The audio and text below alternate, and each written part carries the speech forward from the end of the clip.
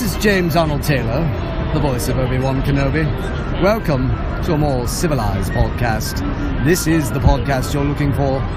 You may not go about your business. Stay here, listen, and then move along.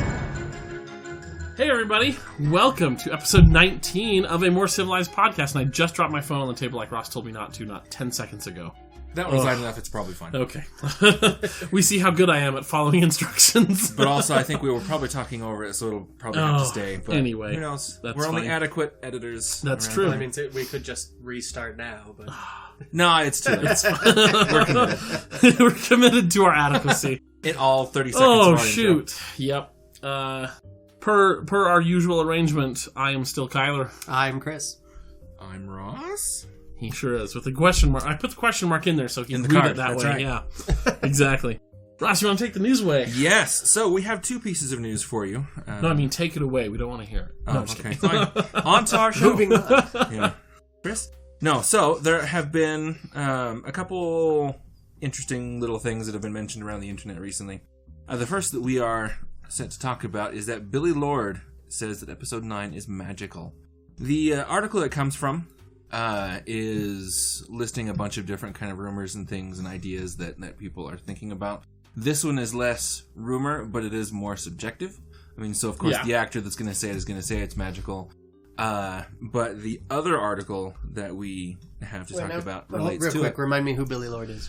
She is actually Carrie Fisher's daughter in real what life. I thought. Okay, Right. and she was And in then this, yeah. in the movies, I can't remember the character's name, but she has like the Princess Leia bun thing going on. Yeah, on top she's of the her one. head. She's Blonde the one hair. on the bridge who sports pose mutiny. Right. Yes, Yep. yeah, I know who she is. So that's Cool. that's Billy. That's who I thought it was, but I wanted to be sure. Yep. But so that relates to the second article, which was it from Screen Rant? I think is Yep. what Yeah. put it out. Yeah. Says that episode 9 is considered a course correction From episode 8. from Solo. From Solo, not from episode 8. Yeah. So because The article was actually very explicit about stating this isn't talking about episode 8; it's talking about Solo. right. Because I said that. Yeah, in my quick perusing of it, it also seemed more like this is Screen Rant's opinion on it. There wasn't so much the studio people saying that, because they're just going to say it's great. Of course, it's going to be perfect. It's going to be awesome. But Okay. Oh, Screen here's Rant's the not actual wrong. quote from the article. He's, meaning Abrams, he's currently working on Star Wars Episode 9, which has been billed as... this is... Variety, the publication Variety, did a interview or whatever. Yeah. So this is from them. He's currently working on Star Wars Episode 9, which has been billed as a course correction at Lucasfilm after spin-off films like Solo failed to meet the label's high commercial expectations. Which is funny because, I don't know, did Rogue One fail? No, it didn't. No, commercially, no. Yeah, that's what I'm saying. And so, after spin-off films like Solo, it's there's only one other spin-off film the like plural there is Solo, unnecessary. and it did really well. Yeah. So, anyway, I don't know. So there you go. So I was wrong when I put it in the notes. Anyway. well, I mean, it's I put it in the notes as episode 8, probably because subconsciously that's what I wanted it to say. yeah, it's fine. Yeah. Yeah, they specify in there that another quote from J.J. Abrams is that he is not allowing internet backlash to influence his writing for episode 9 regarding episode 8. So, which I'm glad, because if he did, he'd probably be giving Rey parents, and that would be dumb. Probably. Yeah, that's true. Yeah. Yeah, Rey needs to stay a nobody. It is actually possible for the galaxy to revolve around more than one axis. Mm-hmm. Yes. And that says to me that JJ doesn't believe what the internet says. He doesn't agree with the complaints. Well, I mean, he which is signed good. off on everything that went Right. into episode 8, so... Right. But, I mean, at least the vitriol hasn't swayed his opinion. It hasn't made him second guess. So, which Alrighty. I'm happy about. Yeah. So, and one more piece of news. It came out last night as of, not when this recording will air, but as of the recording of this episode. Any fans of Star Wars Armada out there, the details for the Super Star Destroyer have leaked. By the time this episode airs, I'm sure that Fantasy Flight Games will have actually put out an article. Right. But I'm so excited. There's so much cool stuff in there that is just going to bring the pain to the Rebels, and it makes me super happy. Because Ross plays only Rebels, I play only Empire, and it's going to be fun to crush him. Well, it'll be fun to crush him with this tool. I've crushed him with other tools before in the game, but, with this particular one, the overwhelming crushing is going to be great. I don't know if I should respond to that.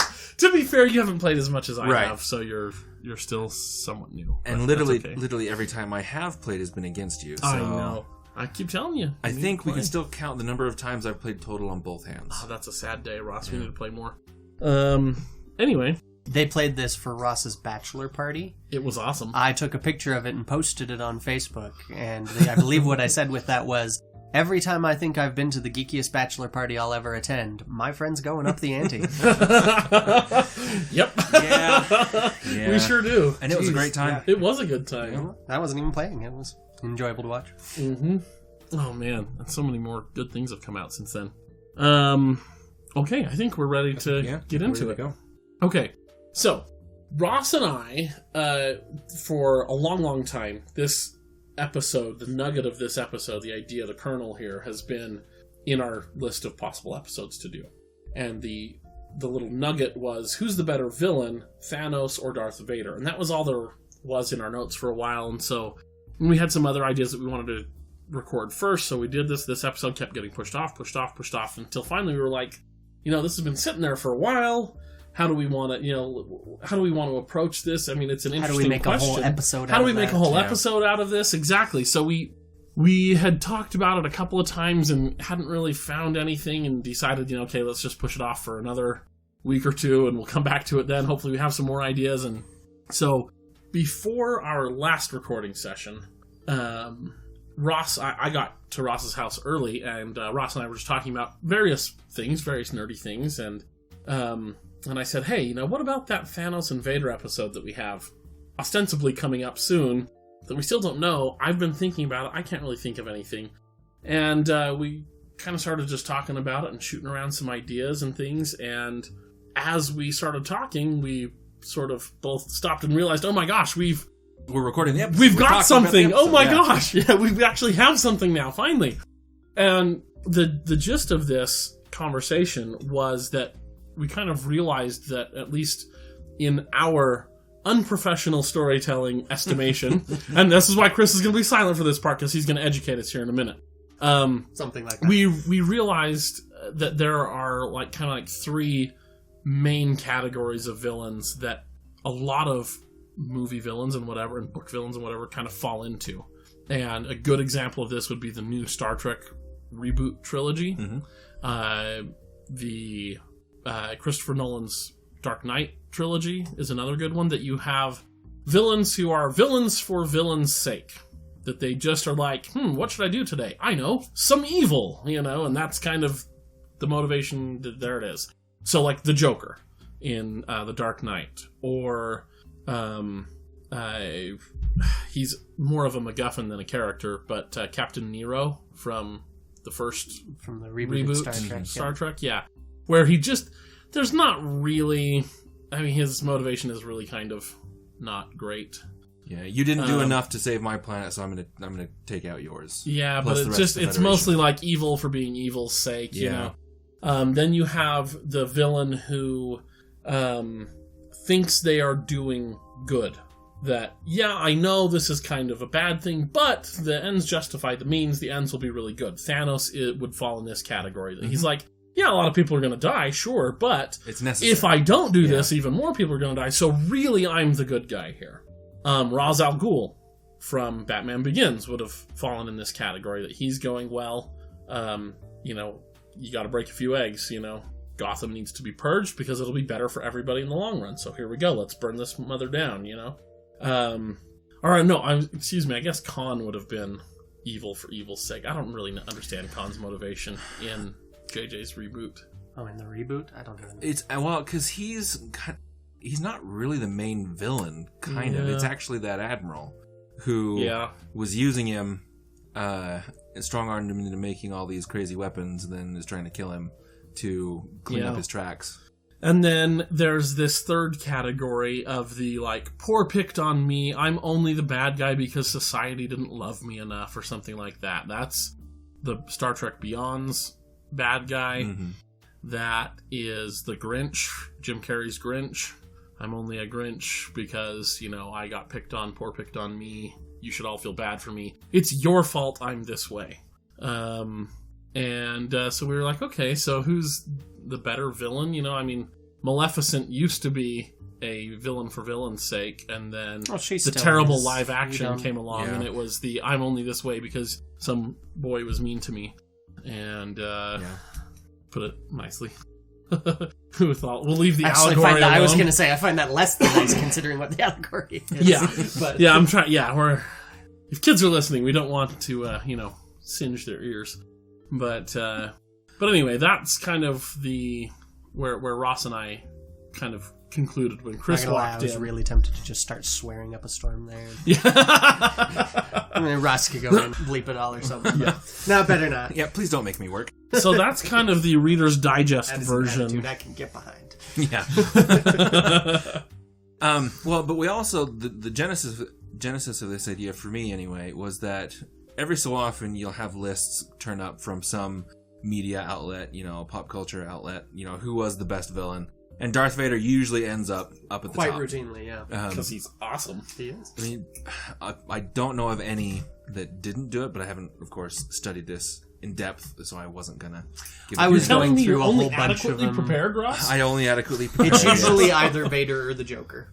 Yeah. And probably, is that since Dark Knight, or was that... It's especially since Dark Knight, yeah. Right. Before that, Joker routinely was on lists of the greatest villains of all time. Mm-hmm. Rarely topped it. It's really Heath Ledger's Joker that...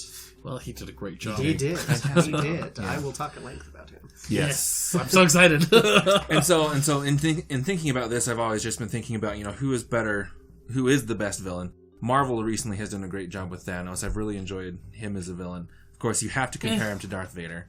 But it's just that I think Thanos is the first time that I understood how the villain could understand he was not the bad guy, right? Because most of the time when a villain goes and does things, it is... they say they don't feel like they're the bad guy, but with all this evidence, how can you really not say it? Now it really makes sense to me that the Mad Titan does think he's doing a good job, Whereas Vader, and also this is colored based off of the prequels, for me, it's not so much that Vader gave up and the dark side is the only thing left, like we talked about in one of the previous episodes. I think Vader really is so disillusioned with the Jedi being so betrayed that he feels like the Emperor is actually doing good things, even though you call it the dark side. It's the only time that he's ever actually been respected by his superiors that he sees. Everything that he gets from him... More importantly, respected and feared by his inferiors. Right. Very much so. He's been respected by his inferiors, but... Yeah. But even like he could always trust Palpatine. The only time that there was any sort of like... Boy, that's not a sentence you think you can hear every day. But again, from Anakin's perspective, anything Palpatine said he was going to do, he did. Yeah. And he also Palpatine gives him the story that, we're going to save Padme, and then lucks out when Padme dies. Lucks out? Have you seen the theory regarding that? No. It's one of the rare fan theories that I read and actually where Palpatine finishes her off. Yeah, there's this implied stuff in some of the earlier where it was talking about what this fan theory I seem to remember delved into Legends canon and stuff, but it talked about how there was a dark force ability implied or mentioned in one point where you could take life from someone else and give it to someone else.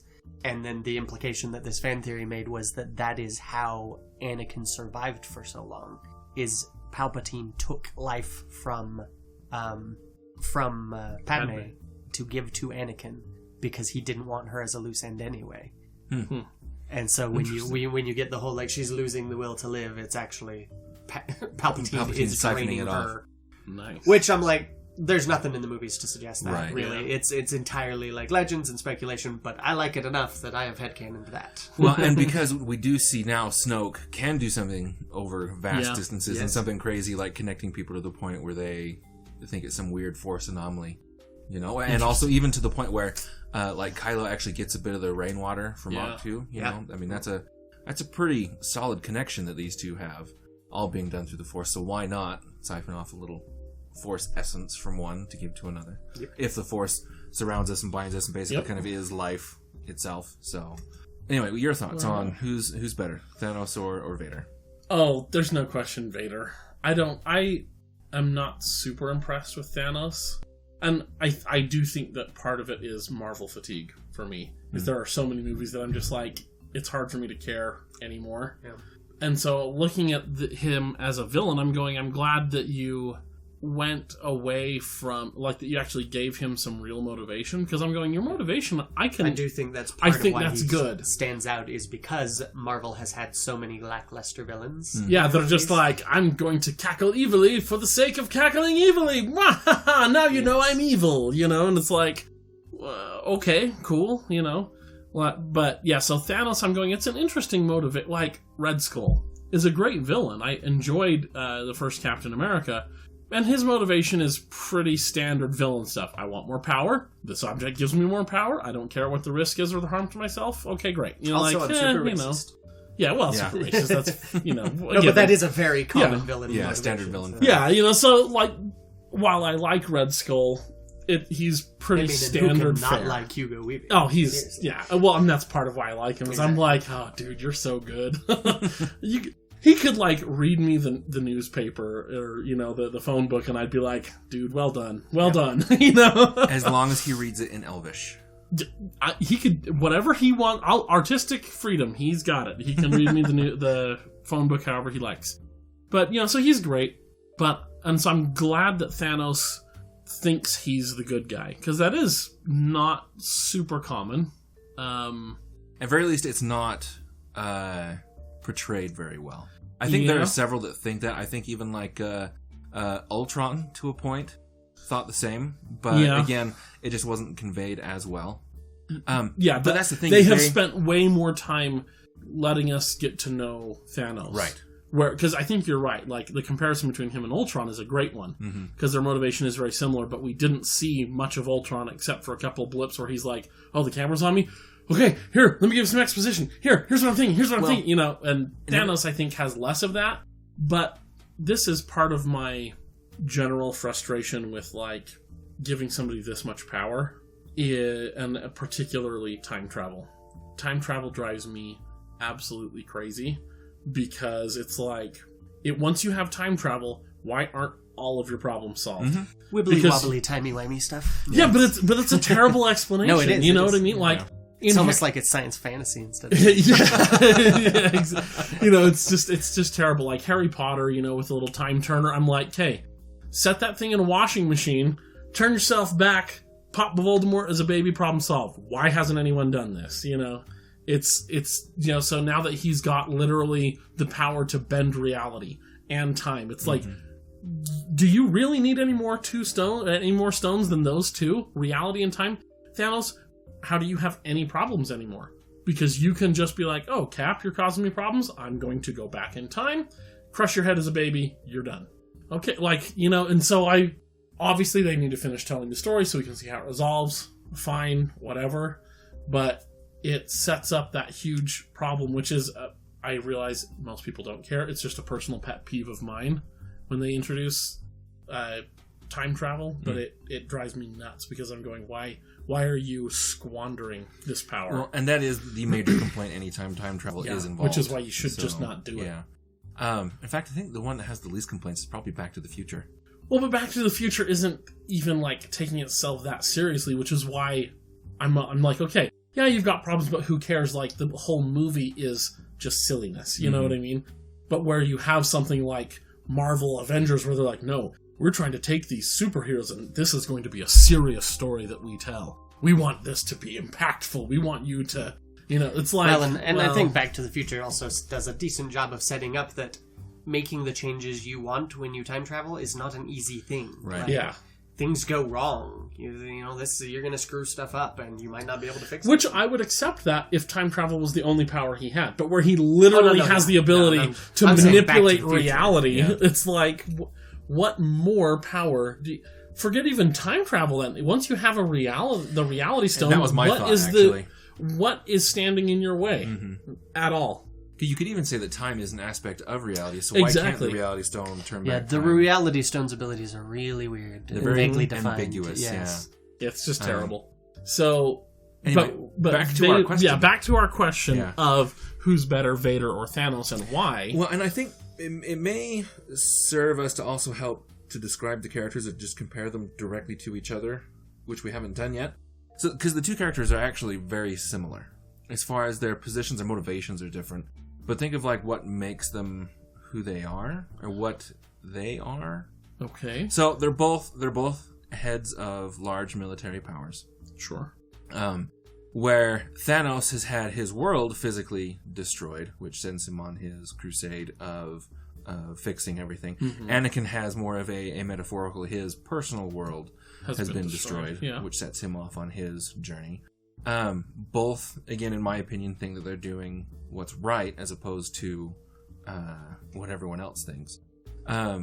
See, and I would disagree with... I think Thanos absolutely is convinced he's doing the right thing. Mm-hmm.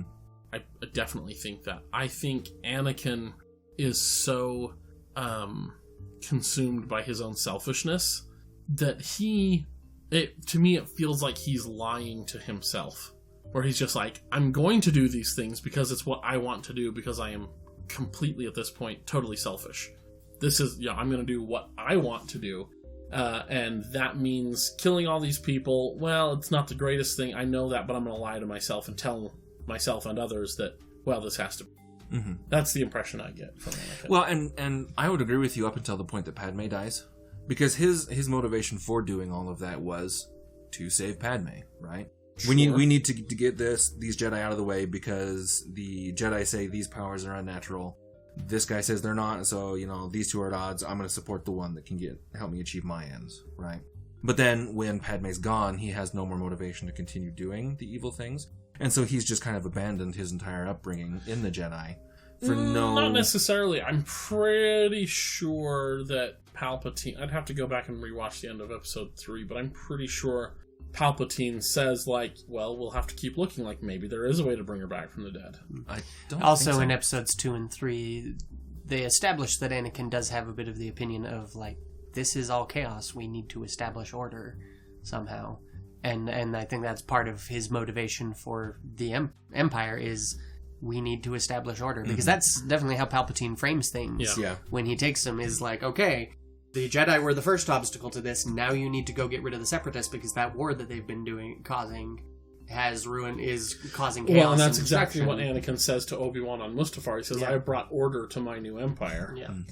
So he has more motivations than just Padme.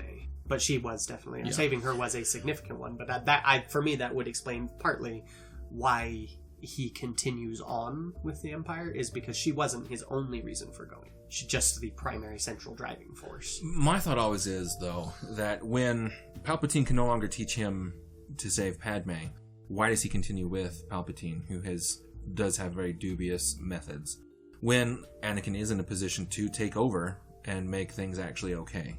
If he were still under the moral system that I would assume he has based on being raised by the Jedi, to just completely walk away from it when there's no more motivation to stay away from it seems odd to me. Well, one motivation you established yourself is that he trusts Palpatine. He's not looking at Palpatine as some evil conqueror. He's looking at Palpatine as the man who's willing to do what needs to be done in order to keep safety and security in order. Well... As am I. Right. And that's the other thing, too, is...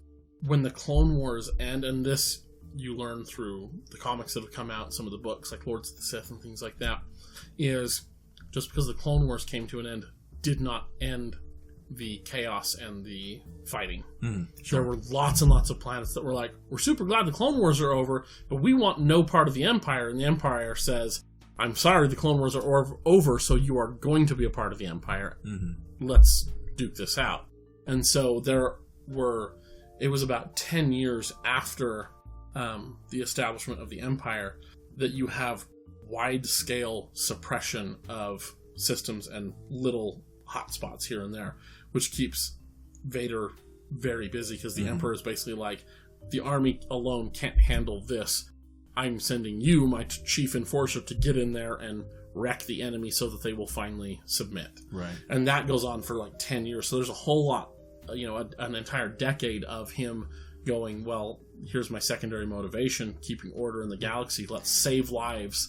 And if killing a few lives will ultimately bring peace, then that saves more lives, so I will wreck you. Yeah. I'd also say there's a bit of just chasing a sunk cost. Like, Yeah. he's gone this far, he can't... If he stops, then it was all for nothing, you know? And And I the think thing that mainly makes me think that is his line to Luke in Return of the Jedi, where he says, "It's too late for me." So when Luke comes to him, and it's like this brief acknowledgement that I can't go back. Like, because I am aware yeah. that like that too late for me kind of implies that no, I know that where I'm at is not a good spot. I can acknowledge that on some level, but it's too late. I can't go back. It's not even possible anymore. Yeah. And I think that is where he becomes. I think initially, obviously the initial spark is Padme. That it's the, stick with me, we can maybe resurrect Padme somehow, bring her back to life. Then it's, well, I need you to stick around and bring order. But by the time you hit the original trilogy, I think exactly like Chris said. You're chasing the sunk cost. Vader's going, well, it is too late for me to turn back. If I turn back now, if I try to make things right now, I have to admit that everything I have done was the wrong choice. But if I stick with it, I can keep lying to myself and everyone else that maybe this was worth it. Maybe, while bad, it was still the ultimate right choice. The ends are justifying the means. But if I admit that I'm wrong and I try to turn back, I have to admit my ends did not my means were not justified by my ends because my ends were evil. Whereas, really, up until he does turn back, his ends are still... what is he saying to Luke, like, almost right up to the last minute? Look, join me, have the rebellion join the Empire, we'll take out the Emperor, we can finally bring peace to the galaxy, and end this destructive conflict. Yep. That's still his motivation, is, look, if you will just, we're so close, I'm so close to having all of my means justified. If you guys will just give up, we'll have peace in the galaxy, and I can finally say, see, all of this was worth it. Mm-hmm. And, of course, he doesn't, and ultimately has to admit that, no, I've been kind of bad. But, yeah, I don't know. It would be interesting to see if they do that with Thanos. If he has a, Vader redemption moment, it would be very interesting. Particularly in light of a comparison between Vader and Thanos. That would be a very interesting thing. I was going to say, I don't think they ever did in the comics. I think it was always the ultimate end to kill him off. Again, I'm not as adversed in the comics. Well, and frankly, the Avengers don't seem particularly interested in redemption. No. They just are like, oh, there's a problem, okay, smash it with as many hammers as we can find until it goes away. They don't particularly seem good at rehabilitation. They're not good at it. They theoretically try in a lot of instances. It just, you either get the Disney villain death where the villain accidentally offs themselves, like with Red Skull, or they make the offer and then go, yep, didn't think so. Because that's kind of what Thor does with Malekith. Thor tries to talk Malekith down. Yeah. Of course, that's not exactly a stellar, shining star of the Marvel lineup in that movie, but it's there. Yeah. Anyway, I don't know. Do you have anything more to say, or should we let Chris educate us? Because Chris, by the way, listeners, he didn't tell us a whole lot about what he was going to say, and we told him no, just save it. So it's going to be very educational for all of us here. But there was a little anecdote that Chris shared that I do want him to share here about your panel, what you wanted to be known for, or whatever. Oh, okay. I want you to tell that story because it was a good one. So, I love villains, audience. I had a while back, so I write. I am an author. I have a couple published short stories. I'm working on a book I want to get published. And a while back, I was at a convention of some sort. I think it was I don't remember which one it was. But I was at a convention. There was a panel going on that was about magic systems in fantasy novels. And there was a number of authors on that. And the only one I remember was Brandon Sanderson, who, of course, if you have him at your convention and you have a panel on magic systems, he's the man you're going to put on there. and that became especially apparent at one point. Someone, they opened it up to questions from the audience, and someone in the audience asked a question. Don't even remember what it was, but it was about how to do something effectively with magic systems. And everyone on that panel, there was a good 6 people, it was a big panel, they all just in unison looked down the table to the very end where Brandon was sitting, and someone went, "Brandon?" and Brandon went, yeah, okay. And he answered the question. I just had a moment sitting there listening to that where I went, what would I want to be that known for? Like, if I was on a panel and someone asked a question, what would I want everyone to look down at me and say, "Chris"? And Brandon hadn't even finished answering the question before I went, "Oh, villains. Yeah. No, that's easy. That's really easy. I love villains. And so I have been thinking a lot about villains for a long time. I have a paper I have written on villains, not to present anywhere, not to publish anywhere, just because I felt like writing it. I was honestly kind of hoping you were going to bring it today. Yes, he did! It's on my phone. Oh, dang. I'm going to be pulling chunks of it just because I've already worded it well there, so why ad-lib? Absolutely. So yeah. Now, hold on. Before we get too deep into this, I just remembered a conversation that we had back in high school, you and I. Yeah? So, years later, I was watching the TV show Castle, Nathan Fillion, where he's the writer that is working with the detective agency, right? Yeah. The later season's not so great. Yeah. There's... I don't First, remember... 3, though? Fantastic. Yeah. I don't remember if they mentioned it one or twice, but I remember this scene where Castle wakes up his daughter, who's asleep, but he was just kind of sitting there looking at her, and she wakes up and goes, "Are you deciding how you would kill me again?" Yeah. And it reminded me of a conversation that Chris and I had where Chris had spent a apparent large amount of time going through Wikipedia and just studying serial killers and how they did their crimes. So this is the level of villainness, how much Chris loves villains that we're getting into here. Also, listener, if this wasn't apparent already, I'm going to let you in on a secret. We're pretty big nerds. I know that comes as a shock, probably. But we all have played D&D before, and Chris has DM'd some really excellent campaigns for us. And when I tell you that, or when Chris says that he loves villains, he loves making good villains, I can attest to that. Going up against some of his homemade villains in his D&D campaigns, they are so phenomenal. Like, I still think about some of them to this day, and it's been probably 10 years. Like, the pair of serial killers, the fake vampire. Mr. V and Mr. W. They were so cool. I still think about them to this day. I'm like, man, that was so cool. Like, and so sometimes when I DM, I'm like, I'm going to borrow some, and by borrow, I mean wholesale steal that, because it was such a cool idea and such a cool experience to just be like, holy crap. I'm like, and these villains were so smart.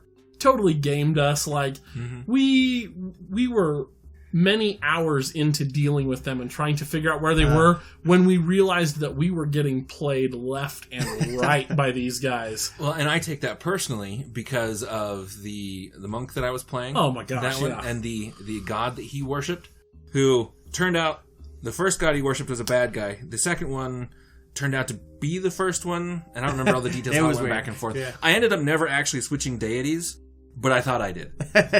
It was so crazy that, like, with this pair of serial killers, when we would play, I mean, these were like the classic D&D, like, show up in the morning, leave late at night, like 8 to 10 hours of gaming, and we would play every week. We were probably 3 or 4 of those sessions in when that's when I realized that we were getting played by these guys. Not that we were any closer to actually figuring anything out, but just that, oh my gosh, we're pawns in their game.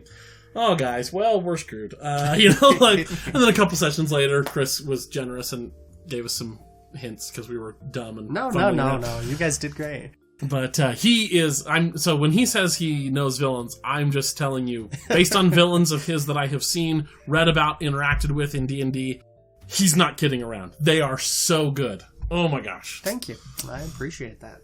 That's a better vote of confidence than I could have given myself. Oh, no, they're so good, Chris. So yeah, I love villains. Quite a lot. He's all blushing over it. Yes, I'm so bright red. Part of the reason that I chose villains when I was sitting there in that session is because I've listened a lot to Writing Excuses, a podcast for writers, which if you are a writer or want to be a writer, that is definitely something you should listen to.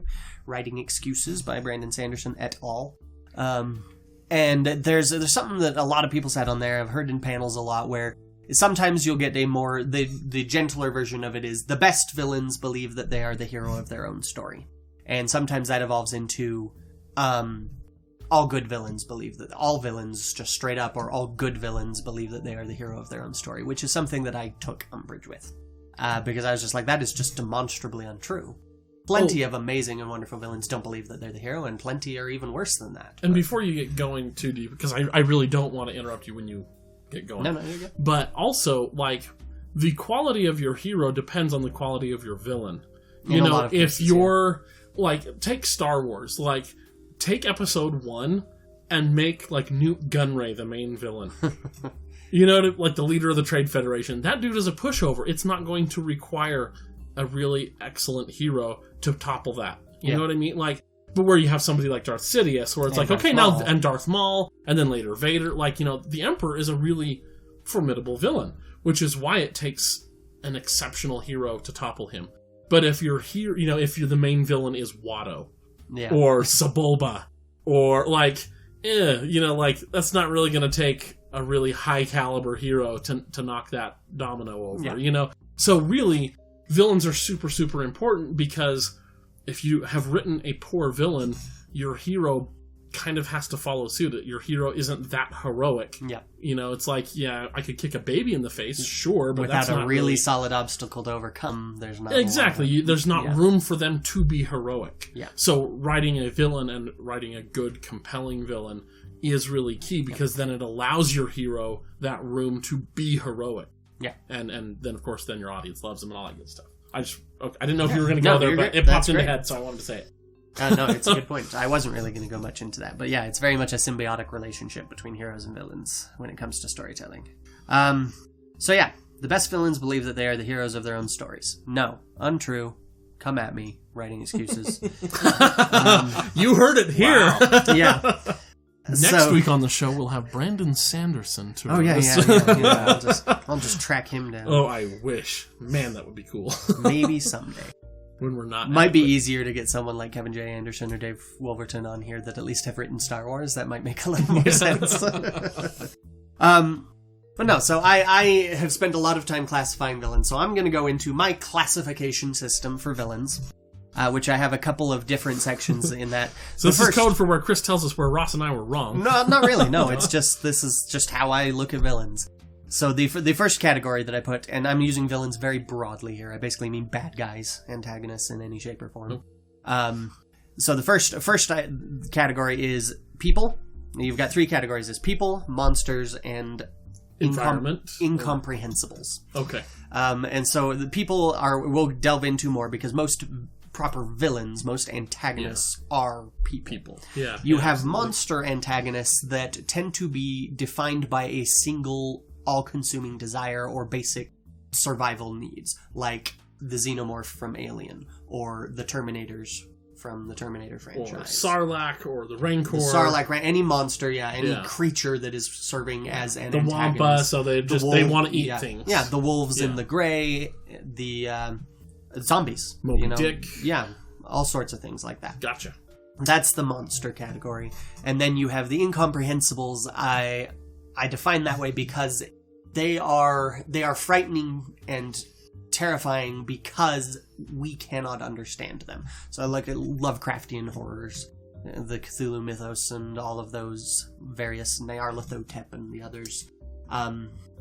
What makes them scary is that they are incomprehensible. We cannot understand their motives or their way of thinking, and we really can't defeat them because they are so far beyond us. So, would this constitute like the early incarnations of the Borg from Star Trek as well? Ooh, that's a good... I haven't seen enough of Star Trek to say. I think Ross makes a good point, though, because when the Star Trek universe first encounters the Borg, it is very much, we have no idea what they are. Their ships are many, many, many times more massive than our largest ships. They dominate everything they touch. Yeah. That we can't... Our only option is to pray that we don't encounter them. Yeah, that sounds right. They even have a man-to-man, they have a personal shield that, like, our phasers only work about once before the shield adapts, Yeah, I do know that. Then apparently later, I was having this conversation with another friend of mine, that he loved the early incarnations of the Borg because that's what they were. But then later they tried to give them character. Yes. And so then he wasn't as attached to them as he was in the explaining the incomprehensible can really damage their appeal. It's true. So, which another example of that, actually, my one of my personal favorite examples of the incomprehensible is Death from Supernatural. So if you've watched Supernatural, then good for you. If you haven't, minor spoilers here through season 5, because really that's all that matters. Sorry, Lisa and Victoria, but no, the original plot line for Supernatural was 5 seasons long. It's beautiful, well done. I love those first 5 seasons, and after that it kind of went off the rails, and I know a lot of people that insist it got back on the rails eventually, but I've never been able to bring myself to get into it again to find out, because the 6th and 7th seasons are bad.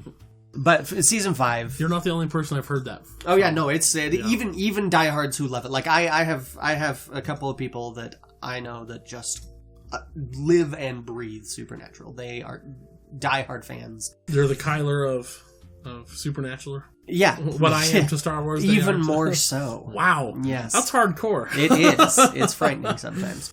And even they will go, yeah, that was a rocky period there, especially 6 and 7. 8 starts getting a bit better, but it's really like 9 or 10. I forget where it is that it's supposed to get better. I have watched clips from there, but I'm still not sold. Anyway, I'm also really picky, so except when I'm not.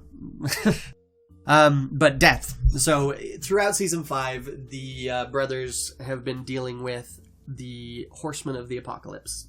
On isolated occasions, they've gone up against war, pestilence, and famine, and it's not been an easy ride.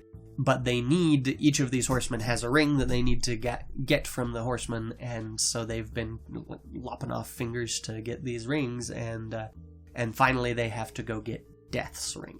And Death was brought into the world, like released from his prison by Lucifer, and is under Lucifer, Satan's control. And so Dean goes to track down Death. He has managed to get hold of Death's scythe, which he's going to use to cut off Death's finger in order to get that ring, and he knows that this is a long shot. Like, it's and just the setup of it is beautiful, because we've seen almost nothing of Death. We know that he is a player in the game somewhere. We have not seen him. We get one lovely shot of a song about Death playing as this guy's walking down the street, and we can see nothing of him but this long black trench coat and long hair that's slicked back, and he just a guy bumps into him as he's walking while this song is playing, and it's all kind of pseudo slow-mo, and the guy cusses him out for knocking into him, and then takes a few steps and then just drops dead. And so Dean finally catches up to this guy. They know he's in Chicago, and he finds him, if I remember right, by following Grim Reapers, basically, that they have managed, that are just congregated around this building, just staring at it. It's quite a shaking sight. And so he sneaks into this pizza parlor, and all of the patrons and the workers are all collapsed dead. And there's one person sitting at a table eating deep dish pizza. And as Dean gets closer, the handle of the scythe just starts to burn him. He drops it on the floor, and then you just hear Death say, "Thank you for bringing that back to me." And Dean looks down, and it's not on the floor anymore. He looks up, and it's on the table. That's awesome. And the first, and Death just tells him, "Come, sit down." And they have a discussion, and the first portion of this discussion is just Death trying to get across to Dean how completely inconsequential Dean is to him in every way. Like, and he's like, just imagine a bacterium sat down at your table and got mouthy with you. How much would you care what it said? And he goes through with just like how incomprehensibly he's just like, "I am old, Dean." And he's like, you are an absolute blip on the screen on a tiny little planet orbiting a baby sun in a galaxy that isn't even out of diapers yet. You cannot even understand how old I am. And Dean's like, "Well, I have to ask, how old are you?" And he's like, "As old as God, maybe older. Neither of us really remembers anymore. Doesn't matter. In the end, I'll reap him too." and it's a really intense, like, Death had, in season 5, Death had all of 5 minutes on screen. And he was one of the most intense and impressive villains of the series until they screwed him up in later seasons, and it was stupid. Which is why they don't exist. Yes, which is why those seasons don't exist. But, like, for that one scene, it was just beautiful. And part of it was just that he was so insurmountable and incomprehensible and just terrifying. And that was all he needed to be. Like, he didn't need an explanation, didn't need any of that.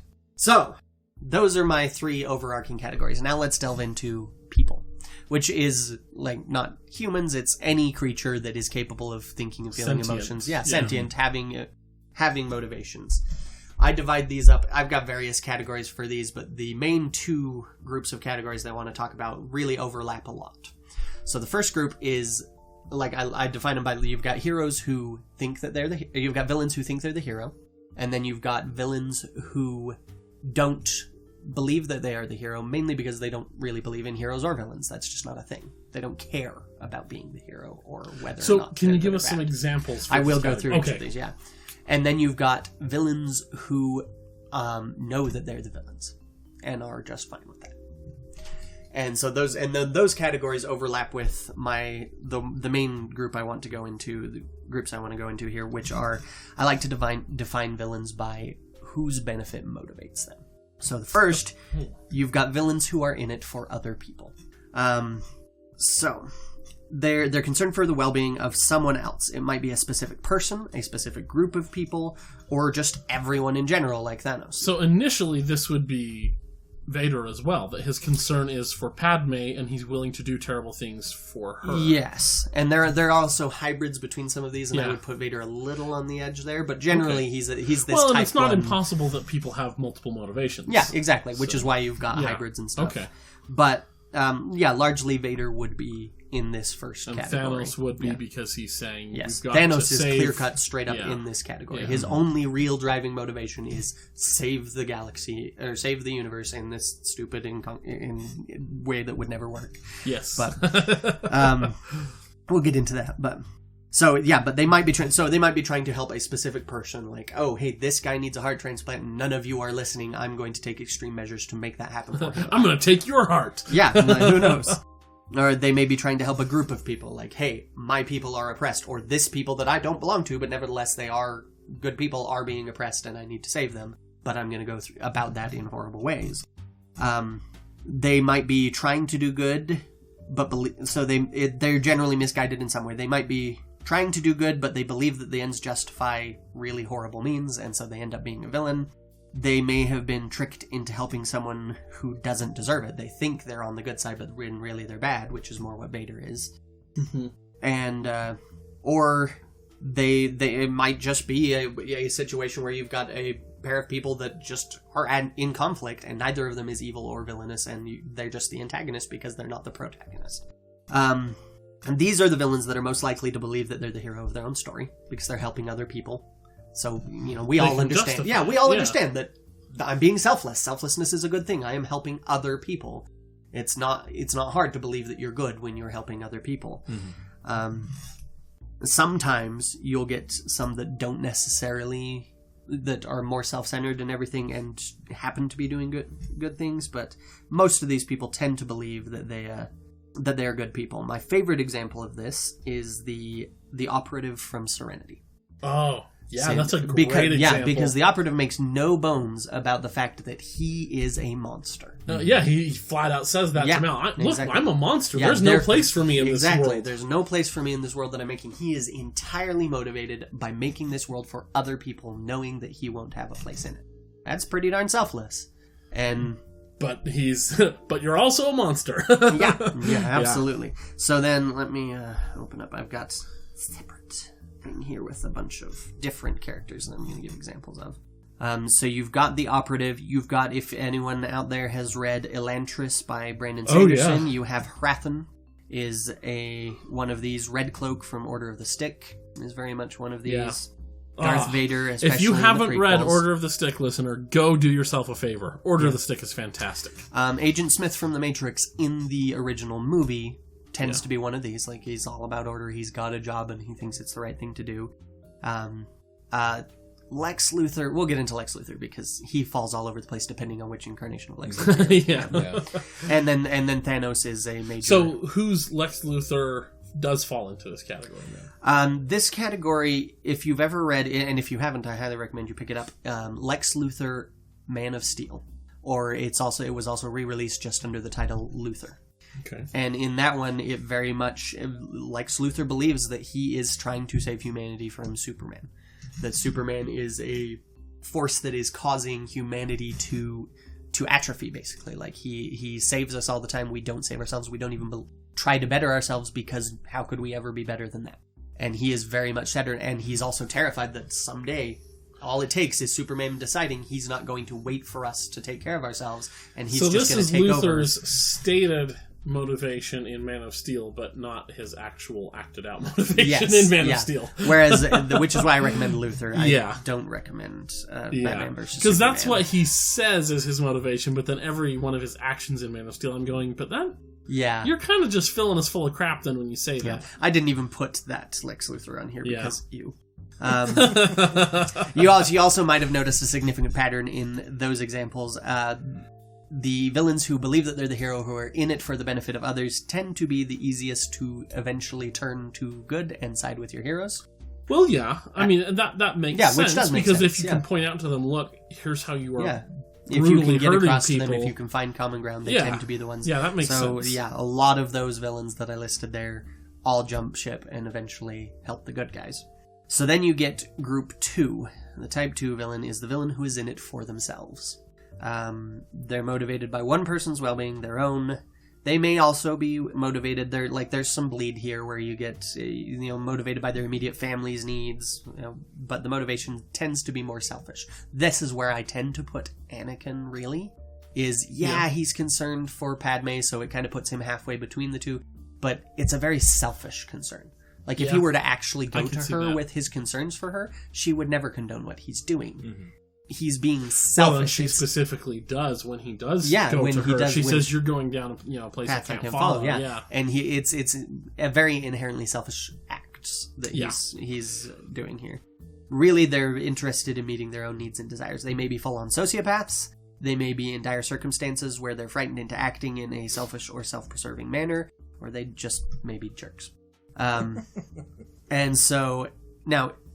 So these are the most common type of villain, and that's part of why I took umbrage with people saying like, "Oh, the best villains always believe that they're the hero of their own story," because I'm like, no, there are so many amazing, beloved villains who are this type 2 that are just really in it for themselves. Saruman the White, Sauron, Flash Thompson from Spider-Man. Like they run the gamut from these huge overlords. Sauron, like if you really get into Sauron's motivations from Silmarillion, is a great villain, and Saruman.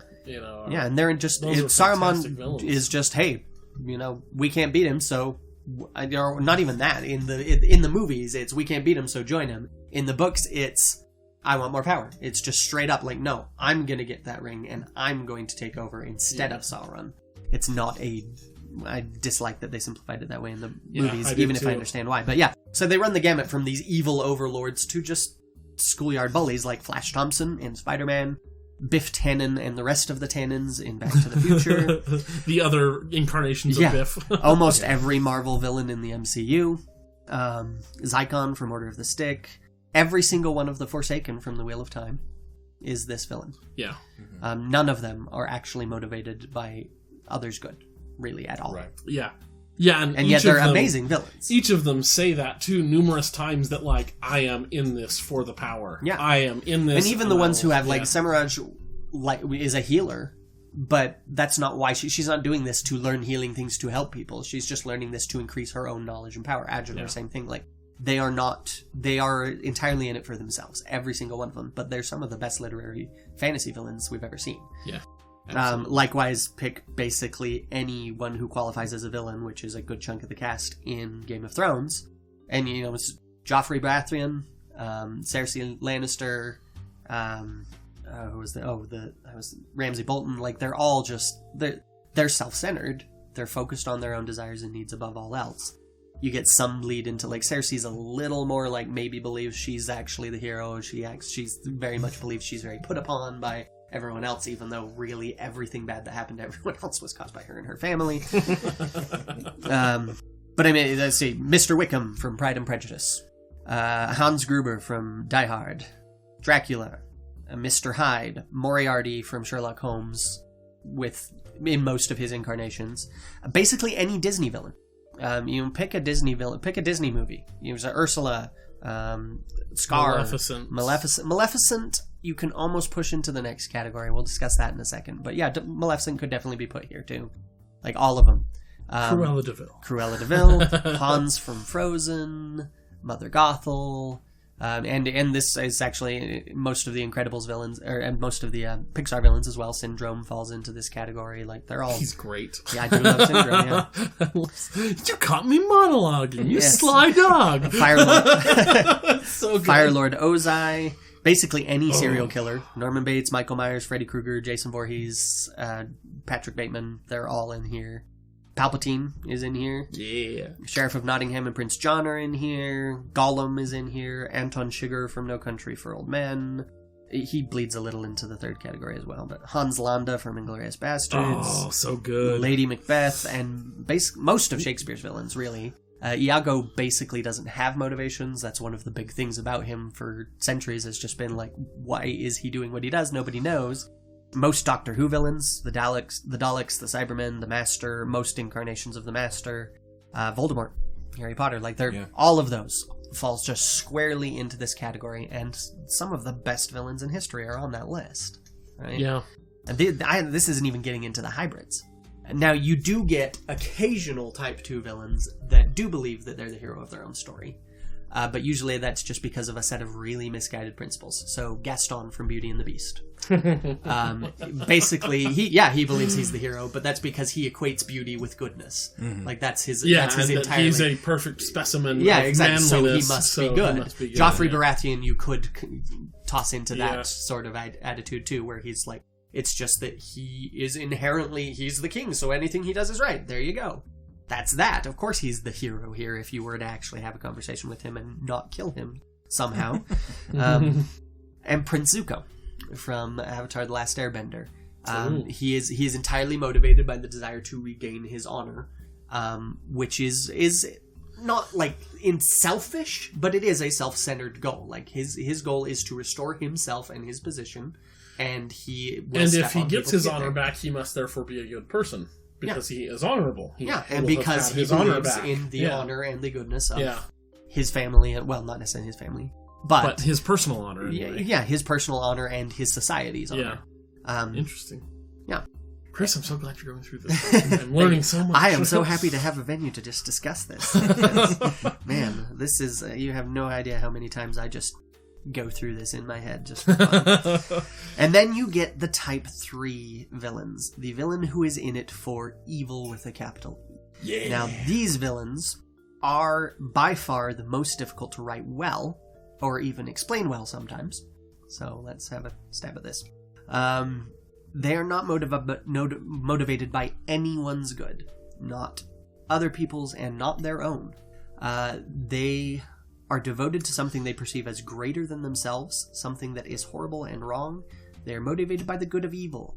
And so a lot of villains of this type that work are parodies. So the first thing that pops into my head when you say this is the Joker at the bedside of Two-Face, and he puts the gun to his own head and says, "Okay, let's play. Let's do this game." That is my favorite example of why the Joker, because a lot of people look at he's Heath certainly Ledger's not Joker motivated and go, by his own he's good. just doing this because he enjoys it. That's self-centered. And it's like, yeah, there is that there. But his primary goal in the long run, this is a man who is so devoted to his goals to tear everyone around him down and make them like himself, that he will go up to his prime figure that he's working on, and he puts a gun in the guy's hand, and he puts it to his own head and says, "Go ahead." Like, this is a man who is willing to sacrifice himself to make other people worse.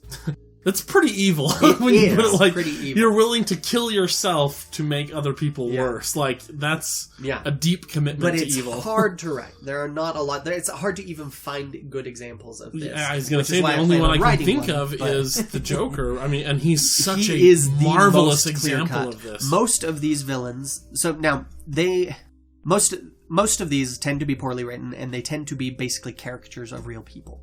They're a plot device. A character only exists because the writer needed someone to do something bad but couldn't come up with a believable reason why someone would want to do something that awful.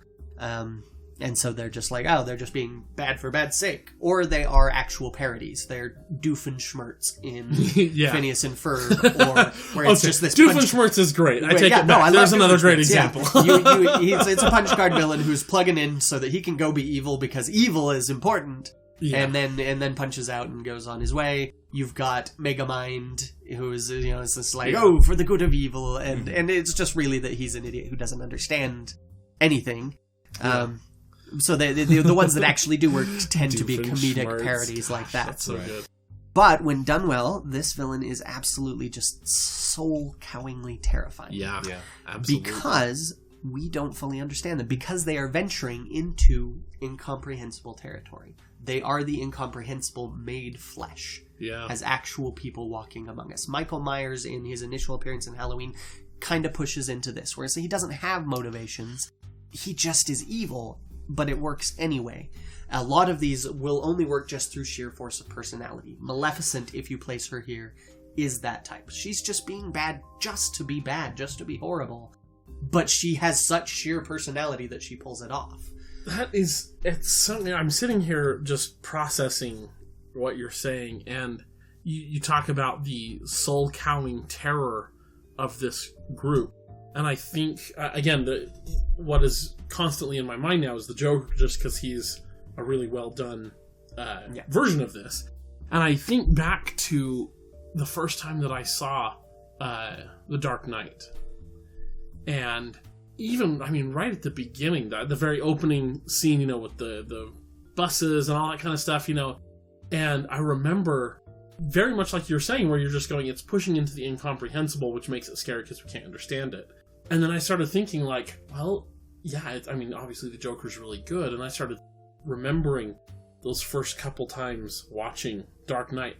And I honestly remember, when Joker would be on screen, I would I'd catch myself holding my breath. Just because it was I didn't know how to interact with this character. He was so completely out there that I'm just going, I can't handle you. Mm-hmm. You are so crazy that I can't process anything you're saying or doing. You are so completely out there, and it is scary, and that's why he's so good. And even though I've seen it now a bunch of times, it's still scary to watch it just because he is so crazy. He is. You're absolutely right. He is bordering on that incomprehensible, and it is precisely the incomprehension that provides the fear. And it's even because he's even beyond the explanations they give him in that film. When Alfred, the big one that's usually used to explain him is Alfred's, some men just want to watch the world burn. Yeah. But it's no, he doesn't even care about watching it burn. He will let himself die in order to ensure that everyone else does the job of burning it. Yeah. That's all he cares about. And oh man, I love it. The Joker, Heath Ledger's Joker is my favorite villain of all time. I had a list of things that I wanted the Joker to be. That I had in my head that I was the Joker needs to push in this direction. And then I watched The Dark Knight, and I went, oh wow, they went so much further than I ever even could have imagined. Holy cow, that was way better than what I had in my head. I was astounded. And I love it because the Joker actually even specifies, he tells us straight up that he's not the Type 2 villain. Because he's dealing with a bunch of Type 2 villains, the gangsters, and he flat out says, this town needs a better class of criminal. And I'm going to give it to them. He tells us right there, I'm not that type of villain. I'm better. Now, he definitely gets plenty of enjoyment out of what he's doing. But the important part is that he's willing to give up all that enjoyment to further this cause. And that's what sets him apart for me as a Type D, the example of Type 3. I've basically, on my list here, I've got a couple that I'm yeah, you can make an argument for them. And some that are more of a Type 2, Type 3 hybrid, where they are very selfish but have some elements of this. One thing that sets Type 3s apart you tend to see is they tend to be corruptors. They are interested in making other people like them. I want to put this all in a giant Venn diagram. That could be fun. So you've got Hannibal Lecter, I put as a kind of a hybrid 2-3. He's mostly motivated by more traditional serial killer behaviors, these psychopathic behaviors of control and manipulation and such. Yeah, definitely. But he also just has this element of wanting to make other people like him. He trains other serial killers, especially if you get into Mads Mikkelsen's Hannibal Lecter in the TV show Hannibal. Tends to be just a little more on that side where I'm he's kind of straddling that border. Azula tends to kind of straddle that border because she is awful and definitely enjoys it. But she's also very interested in tearing down the people around her to try and make them be awful like her. She does that to all her friends. She does it to Zuko.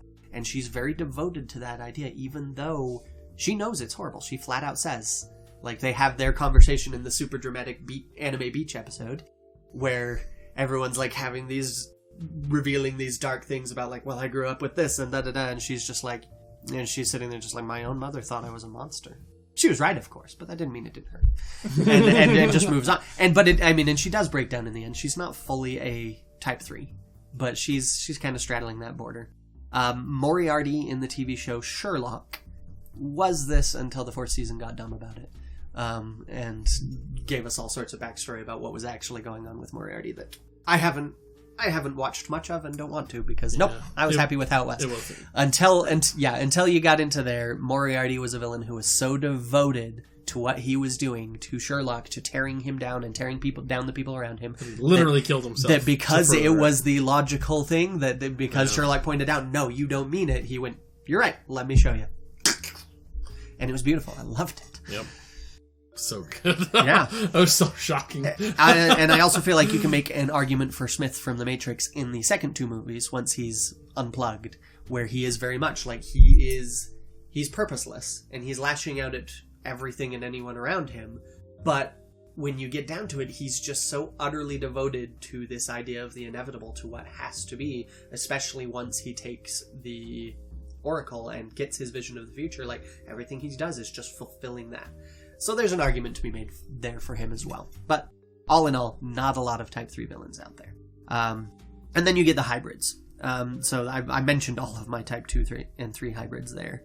But there's the hybrids of the Type 1 and Type 2 I call the 1-2s or the 2-1s.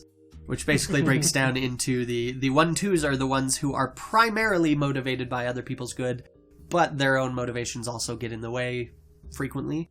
And then you've got the ones that are mostly motivated by their own good, but every now and then they either have this veneer of, no, I'm doing good here, or every now and then, well, yeah, I can do some good things. So this seems to be more like Anakin before he gets the Vader suit, where he's like, look, I brought peace to my new empire. Yeah, I'm trying to save Padme. Also, like, it's all of his desires are like centered around himself and what he wants, but hey, some other people are going to benefit too, so that's good, right? Very much, yeah. So I would put him kind of square on the line, right smack dab between 1 and 2. Yeah. Like, he does have a lot of very altruistic motivations, but he's also extremely self-centered. Yeah. So he's kind of right. He's not even a Type 1-2 or 2-1. He's one right and a half. In the middle. Yeah. But then, so the Type 1-2s, they are motivated by other people's good, but are also somewhat selfish. You've got the Lord Ruler from Mistborn, who is saving the world, but he also is ruining the world. And on top of that, like, spoiler alert here for if you haven't read the Mistborn books, cover your ears for about 10 seconds here. He's not the prophesied hero. He murdered the prophesied hero and took his place. Yeah. Like, that's pretty darn selfish. Yeah. And yeah, he's great. Oh, man. Yeah. So Mistborn is great. Go read it. Yep, it's those are good. Dr. Horrible from Dr. Horrible Sing Along Blog. He's got a lot of things about, like, yeah, we're going to bring about order and social change and da-da-da, but then you've got that one song where he's singing, it's I'll have everything that I ever wanted, all the cash, all the fame, and social change. Like, which really shows you that social change is not really his central motivation here, despite a lot of a lot of talk about that. So he might even be more of a 2-1. Dr. Horrible Sing-Along Blog, also very good. Yes. Go watch it. You've got King Radical from Dr. McNinja. You have both Kylo Ren and General Hux from Star Wars. Which part of the reason I like them, as I was realizing as I was going through there, they are the first Star Wars villains in the actual movies to really, other than, like, Vader waltzes back and forth along that 1 to 2 path and everything. But most of the other villains, from Boba Fett to Palpatine to all of them, are just straight 2s. And Kylo Ren and Hux are both some very clear. Kylo is very conflicted. He's very much about the order and the security and feeling like he was betrayed, and so he has found something better here. All of that, but at the same time, he obviously knows he's in a bad place. Very Vader-esque in that manner. Mm-hmm. And General Hux, it does a lot of, like, he's the first Imperial officer or First Order officer who we've really seen in the movies be straight up like, we are bringing order here to the galaxy. His big speech in Force Awakens is all about it's that. So good. Oh, man. And then Killmonger from Black Panther, whose motivation is basically like, our people are being mistreated the world over and you people have done nothing so I will take over and I will do it. And I would actually, when it comes to that's why when it comes to Thanos, that's, Killmonger is my main thing that makes me walk back from like, oh yeah, he's a great villain. It's like, no, Killmonger was a great villain. Thanos has a rather incomprehensible plan that doesn't actually make sense if you look at it even at all closely, which I'm fine with. He's the Mad Titan for a reason. Yeah, he's crazy. It doesn't have to make sense. But it's what makes Killmonger a little stronger for me personally, is that Killmonger's plan makes sense. And I would agree with you, having seen Black Panther and, first part of Infinity War, so I guess there's still a second one that we could have information given to us that we don't know. We're halfway through that. But, based on what we have so far, I would agree. I think Killmonger is a more solid villain that I'm going, okay, I see your plan. Like, yeah, all right. Yeah. But with Thanos, I'm going, exactly. It's like, if you look at his plan for even 10 seconds, it's like, it's not going to work the way you think it is. Yeah. And then you've got Lex Luthor. So Lex Luthor, depending on the version of him, he's anywhere between 1.12 to 1 or 2. Like Gene Hackman, Kevin Spacey in the movies, very much in the Type 2 category. Like Gene Hackman's is like, I have bought up a bunch of property in California. I am gonna blast off the coastline, make a new coastline, and sell that. Like straight up, my own profit. There's nothing but two there. Whereas in Lex Luthor, Man of Steel, Luthor, he's very much a Type 1, and most often in the comics, and in Michael Rosenbaum in Smallville is another one that I like to point to, he tends to be more of a 1-2, where he's like, no, I am noble. I am doing good for humanity, but he's also a selfish dick. And especially I love in the Blackest Night storyline, they have a sequence where the various colored lantern corps come to Earth and deputize the people who have survived. And so all of the different colors are based off of a different emotion. So the green is just, will, but you've got purple, I think was love, or was it pink? I forget. But you got blue is hope, is what drives them. Yellow is driven by fear. And so they've got like the Flash becomes a temporarily deputized Blue Lantern, because he's a very hopeful and upbeat guy. And you've got Batman is a Yellow Lantern because fear. Fear, yeah. And then you've got Lex Luthor, who gets deputized as an Orange Lantern. And orange's color is avarice. Because Lex Luthor has all sorts of grand, lofty, save the people goals.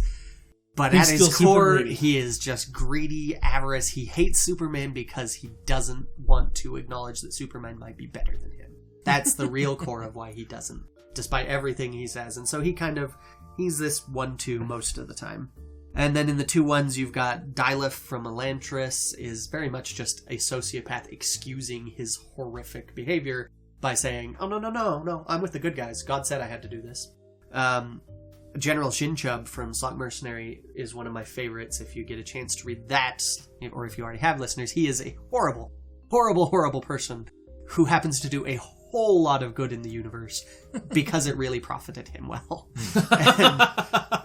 But perfectly willing to do that, Tarquin from Order of the Stake is very much in this section of where he's a lot of bringing order, breeding stability. But at the end of the day, it's really about him and his legacy and being one of the great villains of all time. Yeah. Nurse Ratched from One Flew Over the Cuckoo Nest. She's just horrible, but she's taking care of people. She's trying to keep them under control, all of that. Umbridge from Harry Potter definitely falls into this category for me.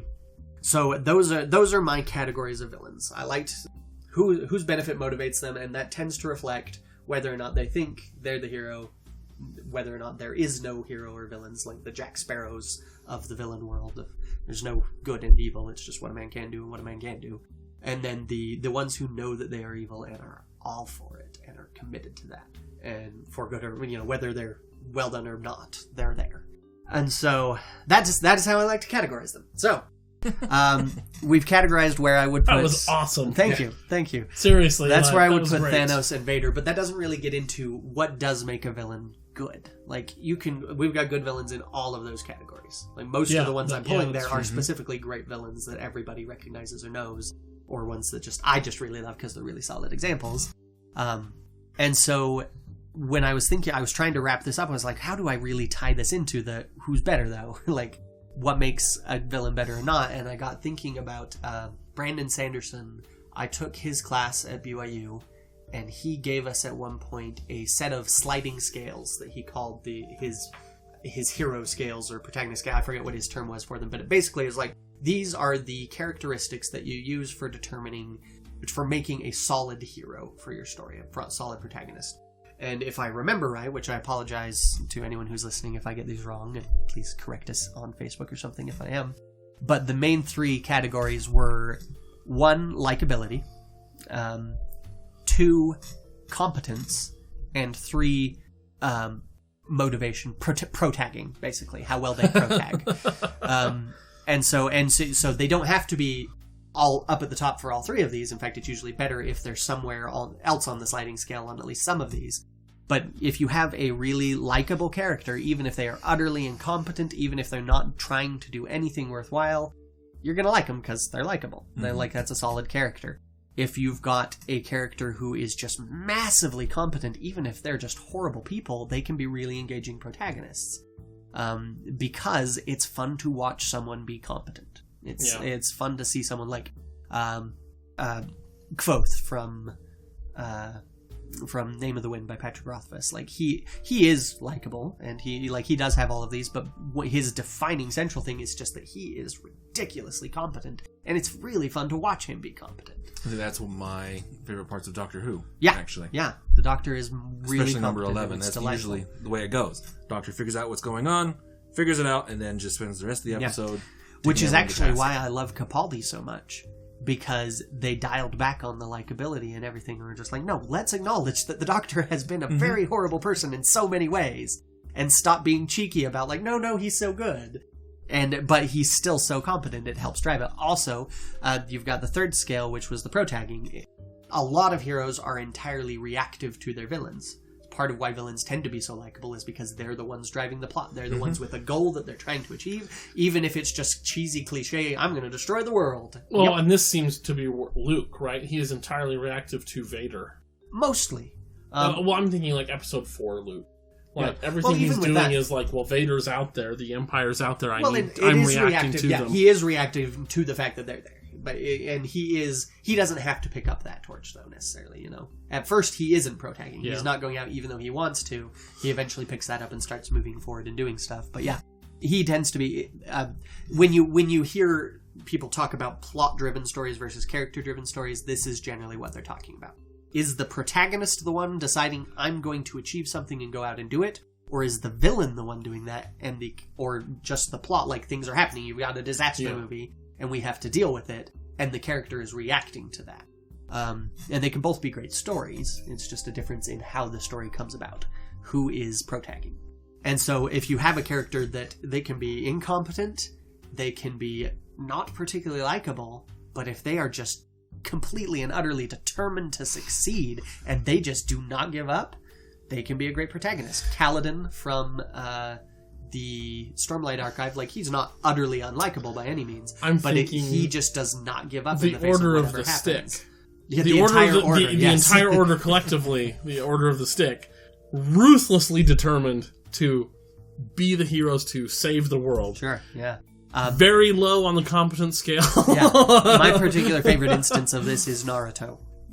In anime and the manga, Naruto is not particularly competent, especially at the beginning. He's not massively likable either. He's kind of a perverted jerk. He's a teenage manga protagonist, so he's not the most likable.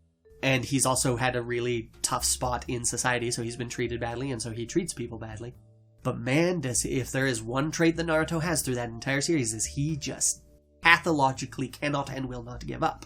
In fact, anime is the best source of these type of protagonists in general. Eren from Attack on Titan, it's like, he's not that competent, he's somewhat likable, but man, he just will not give up, and it's beautiful. So, that's Brandon's hero scales. And I was sitting here, I was like, I want some villains. I'm going to appropriate that from him and set up some villain scales. And so what I came up with was, as I was looking at this, I was like, you've got number one, the most important scale, as far as I'm concerned, is believability. Like, almost to the point where I wouldn't even say it's a scale. It's just ratcheted up to the top. It has to be there.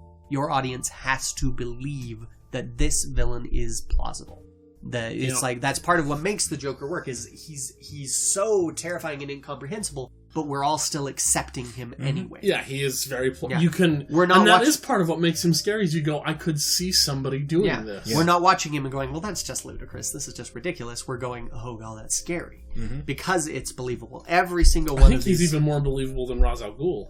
Yeah. Like from the first Some one. ways, Liam yeah. Neeson, you know? Yeah.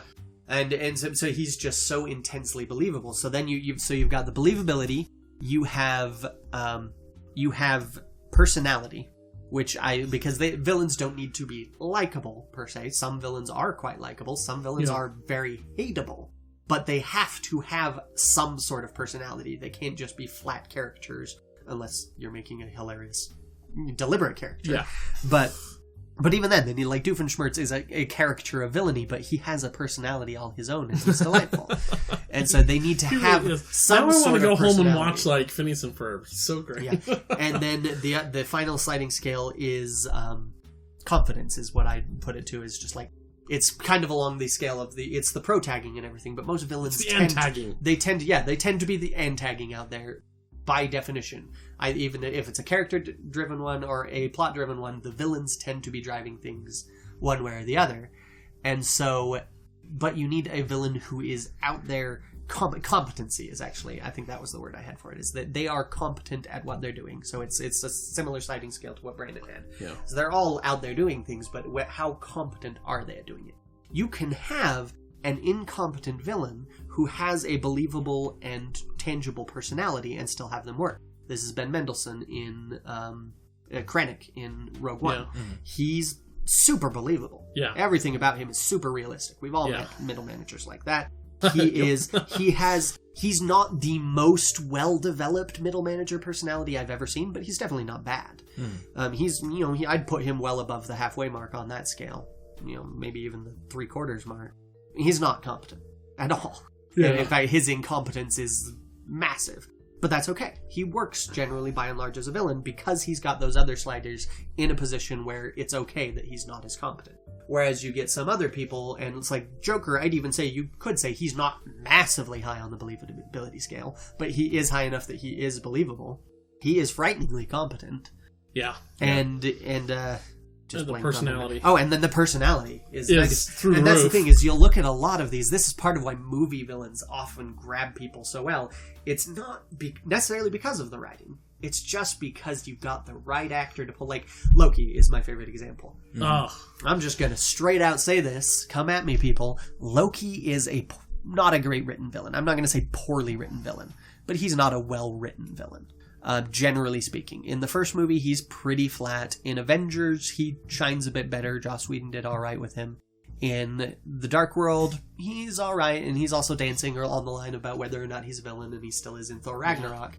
He's alright as far as writing goes.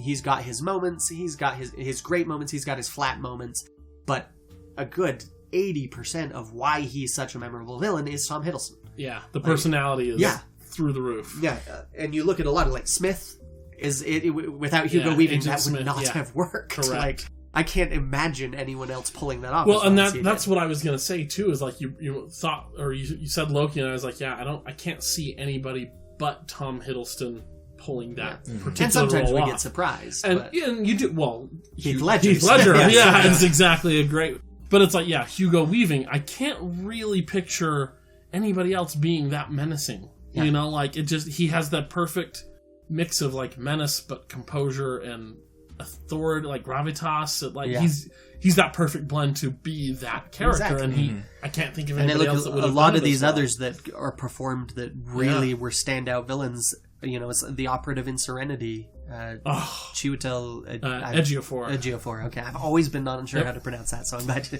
He's fantastic, he's always fantastic. Yeah. He's a great actor, but particularly he carries that role. Killmonger, Michael B. Jordan just knocked it out of the park with that. It's amazing. And Ian McDiarmid as the Emperor. He did great. He is so good. And so there's a lot of these where it's just like, if you had given that to someone else, we might not remember them. They might not be as memorable. You've got others where it's like, no, that was a great combination of spectacular writing and acting, like the Joker in The Dark Knight, like Hannibal Lecter.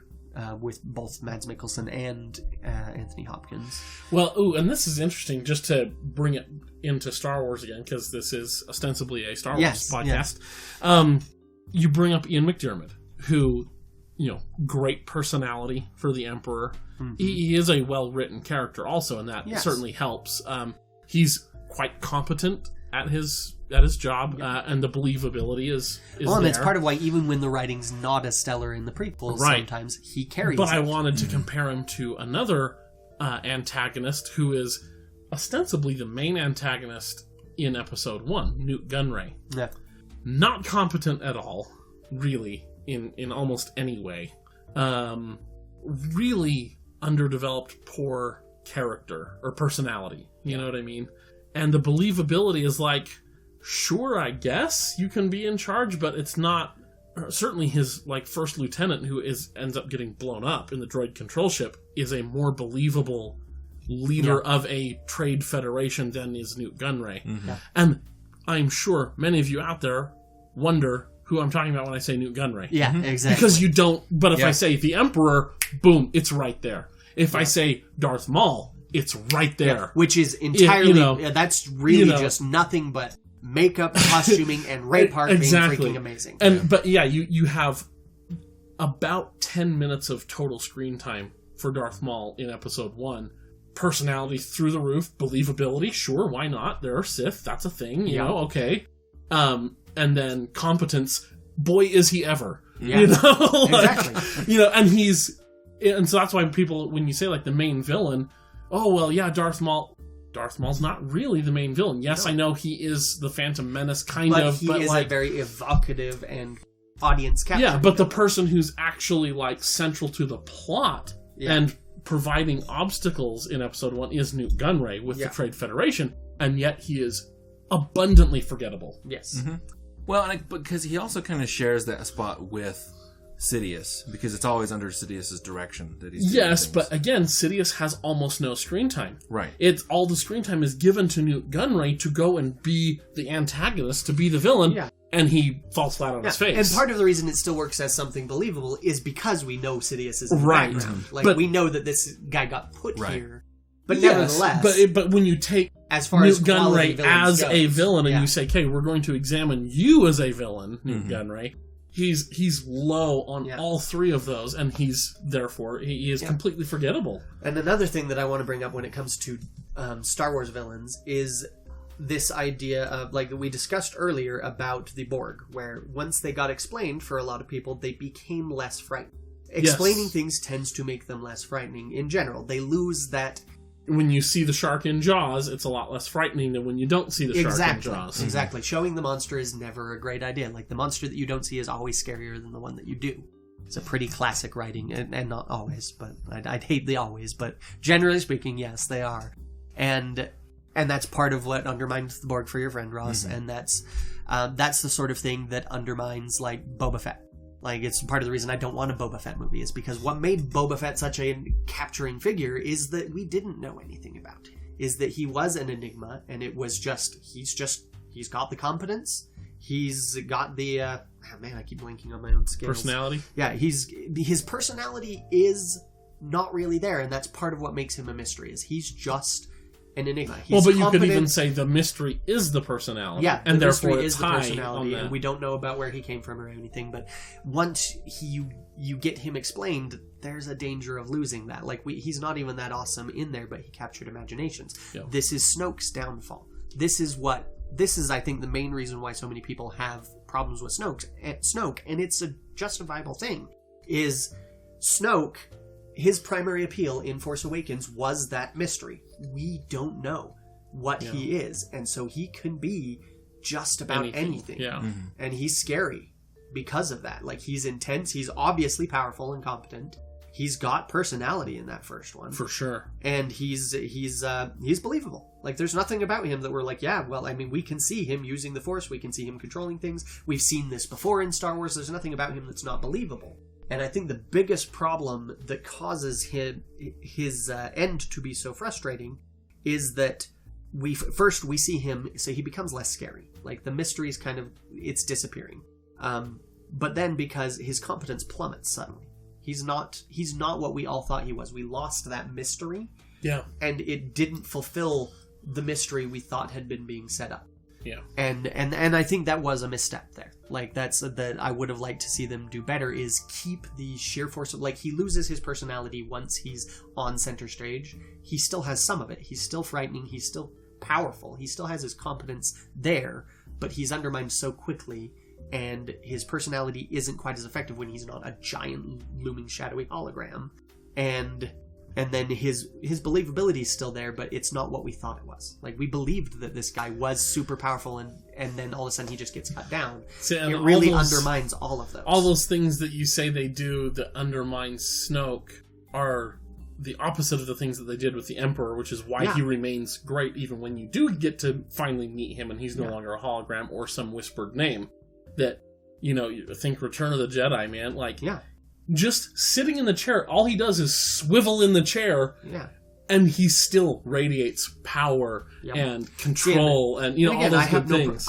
Personally, I have no problem with Snoke not being these things, but it was really undercutting to suddenly just be like, whoa, wait, he's not that at all. He's none of those things, and I go back and forth on how I would have written that, because it's like, on the one hand, Force Awakens needed him to be that, but I have trouble. I wish that Rian Johnson had been able to find a way to write him still that way and kill him there. I'm fine undercutting him, but I needed more from him throughout that movie. Well, and that kind of goes back to what I was saying earlier about the necessity of a good villain to make your hero better. Yep.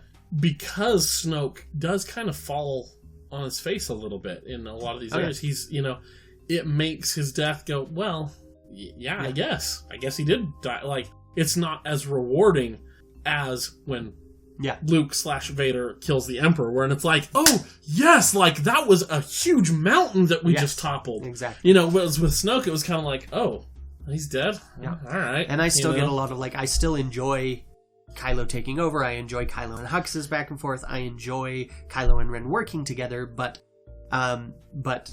Snoke was not the obstacle that they needed there. Right. He was not enough. Yeah, I think and that's problem the thing is they should have made Snoke more so that when they do overcome him, it is more triumphant. And the tricky thing there is, I'm not sure how I would have done that. Yeah. But I would have liked to see. It's like, I don't know how I would have done it, but speaking as a critic and not as a writer, tough luck. You still failed there. Like, just because I don't know how I would have done it isn't an excuse. But so then, getting into Darth Vader and Thanos, back to our original topic that spurred this episode, I definitely put Vader as the better of the villains. Now, before you got the prequels, Vader was more of a Type 2 with his toes in the Type 1 pool. A little bit. Like, you got that line about we can bring order to the galaxy, but other than that, we didn't even know what his motivations were. He was just the loyal dragon to Tarkin and then the Emperor. Mm-hmm. Yeah. But he was believable. Like, there's nothing about him that we were like, oh yeah, we can't believe it. Like, he had the personality, that presence. Between James Earl Jones' voice work and David Prowse's stature and that amazing costume design, he had the personality, he had the presence. And it's more than just all of that, though, too. It's the way he was written as his personality. Yeah, especially the personality, man. I mean, it's cranked up to 11 with Vader. And part of what it is that he is occupying a place in a story that typically has very over-the-top ridiculous villains. These Flash Gordon-type serials, all of these, their villains are ludicrous. And Vader is not ludicrous. Vader is calm and collected and just so very frighteningly in control and imposing. And he stands out as a much more believable leader than you usually got in those type of serials. And that's part of what I think makes him so... And it also lends to it that competence slider. Is that even we don't see him do that much in the original trilogy, really. I mean, you've got bits and pieces here and there, but part of that is just that this is a guy who is just so unfazed by anything. He's standing here in a room of all these generals and admirals, and one of them's mouthing off to him, and he just fetch and chokes him out. Yeah, he doesn't even, we can't see his eyes, but we know he didn't bat them. Like he's unfazed by anything. And then he sets out to chase down Luke Skywalker, and he is just determined and methodical and just terrifying. He just keeps on going. He's almost the Terminator. Yeah. And he's massively competent. He's got so many aspects that add up to a really strong personality. He's got the believability. We all buy that this guy is real. Even once we find out his real identity, we buy that, he's... Well, and that even makes him more Skywalker. terrifying. I was literally just thinking that even after the reveal, that Vader is his father, and then in Return of the Jedi, when Luke has accepted it and faces him, it makes Vader even scarier. That he's like, look, you are my flesh and blood, still don't care, still gonna take you in. Take you in and have you I join don't the dark care side. that I'm you are going my to take own you to flesh my and blood. path. Yeah, that makes him even more terrifying. And so this is one of the great triumphs of the prequels, in my opinion, is that the prequels removed the mystery. They gave us the backstory. They gave us a whiny, angsty backstory, and it still did not undermine him. We took away the mystery, but it was believable enough, it was solid enough, that we could look at this man and go, oh wow, he's a tragic figure now, but he's still a powerful, intimidating, competent villain. Even one of the big things, the biggest thing against Vader being the greatest villain of all time for me is that he's not the villain in the end. He dies becoming a good guy again, to what degree you can in the deathbed repentance. And that is sort of an undermine. Should he even be in the villain category? Yes, for a good chunk of his existence, but at the same time, in the end, and I he would is still say a really that well-written villain. Then is part of what makes Luke such a good hero. Is it's almost the easier path to simply eliminate, to kill your villain. It's much harder to redeem your villain, and so then it's like that's almost so it's more to Luke's credit than to Vader's discredit. Yeah, if that makes sense. Mm-hmm. Yeah. So you've got Vader there, though. Vader is really solid on each of those three scales. He's not necessarily maxed out, which is good. You don't necessarily want them maxed out on everything. But he's solid enough that he's a really great villain. When I look at Thanos gets hurt in the believability area for me. Where it's just all your problems with why didn't he do this? Why didn't he do this? Why did he has these stones? His plan in the first place is I'm going to kill off half of the people in existence in order to ensure that there's no more scarcity of resources. And it's like, okay, Thanos, but seriously, in just a couple generations, we will have repopulated that. Yeah. The scarcity of resources is part of what keeps us from overpopulating even further. And so if you remove the population, it will expand to fill the resources again. Mm-hmm. Yeah. Or, it's why not just snap your fingers and make more resources? Why not snap your fingers and double the size of the universe? I hadn't even thought about that. Oh my gosh, yes! So there's so much easier. So many holes in his plan. So many better things he could have done with that gauntlet. Yeah. It's okay. He's the Mad Titan. I am okay with that. Crazy people are allowed to be crazy. Yes, but that's the thing is, his craziness is not the Joker's craziness, Mm-hmm. It is not the kind of craziness that has me going, oh, that's terrifying. It's the craziness that has me going, this feels more like a plot hole. This feels like something you forgot to think of. An idea I had actually just now, just thinking about this, is maybe it's not so much that Thanos had the plan to get all the Infinity Stones from the beginning, because he was already on his quest before he ever started getting Infinity Stones. Maybe it's more of the sunk cost thing. I've already taken over this portions of the galaxy, killing off half the people. I feel bad if I didn't keep killing off the rest. Well, and I also perceive it as a thing where it's his backstory in that movie, that he had his planet, it was having trouble because of scarcity of resources, and he was the one who put forward the plan. Let's kill half the people. Right. And everyone quite rightfully went, whoa now. Yeah. No. That's crazy. That is crazy. But they ended up fighting and dying and wiping themselves out. So I kind of feel I can buy it as a sort of thing where it's he is stuck in the past. Mm-hmm. When he came up with that plan, doubling all of reality or creating more resources wasn't an option. He didn't have the Infinity Stones. He didn't have the capability of doing anything. He did have the capability of proposing to people, hey, let's murder half of our population. And so even though his capabilities have grown beyond what they were when he developed his that plan, mentality is still he has stuck not there. moved on past that, partly possibly because of the grief of losing all of his people. I can buy all of that. Mm-hmm. But the difference between him and Vader there is that I have to do legwork to buy all of that with Thanos. Whereas with Vader, there's no legwork. Just there. I'm on board. And that's kind of, I'm glad that you, Chris, that was so great. Just all of that was so great. But it, again, as usual, you've helped me clarify my own thoughts better than I could on my own. But using your scale, I think Vader is a more believable villain than Thanos. Yeah. I think agree. Vader far outshines Thanos in terms of personality.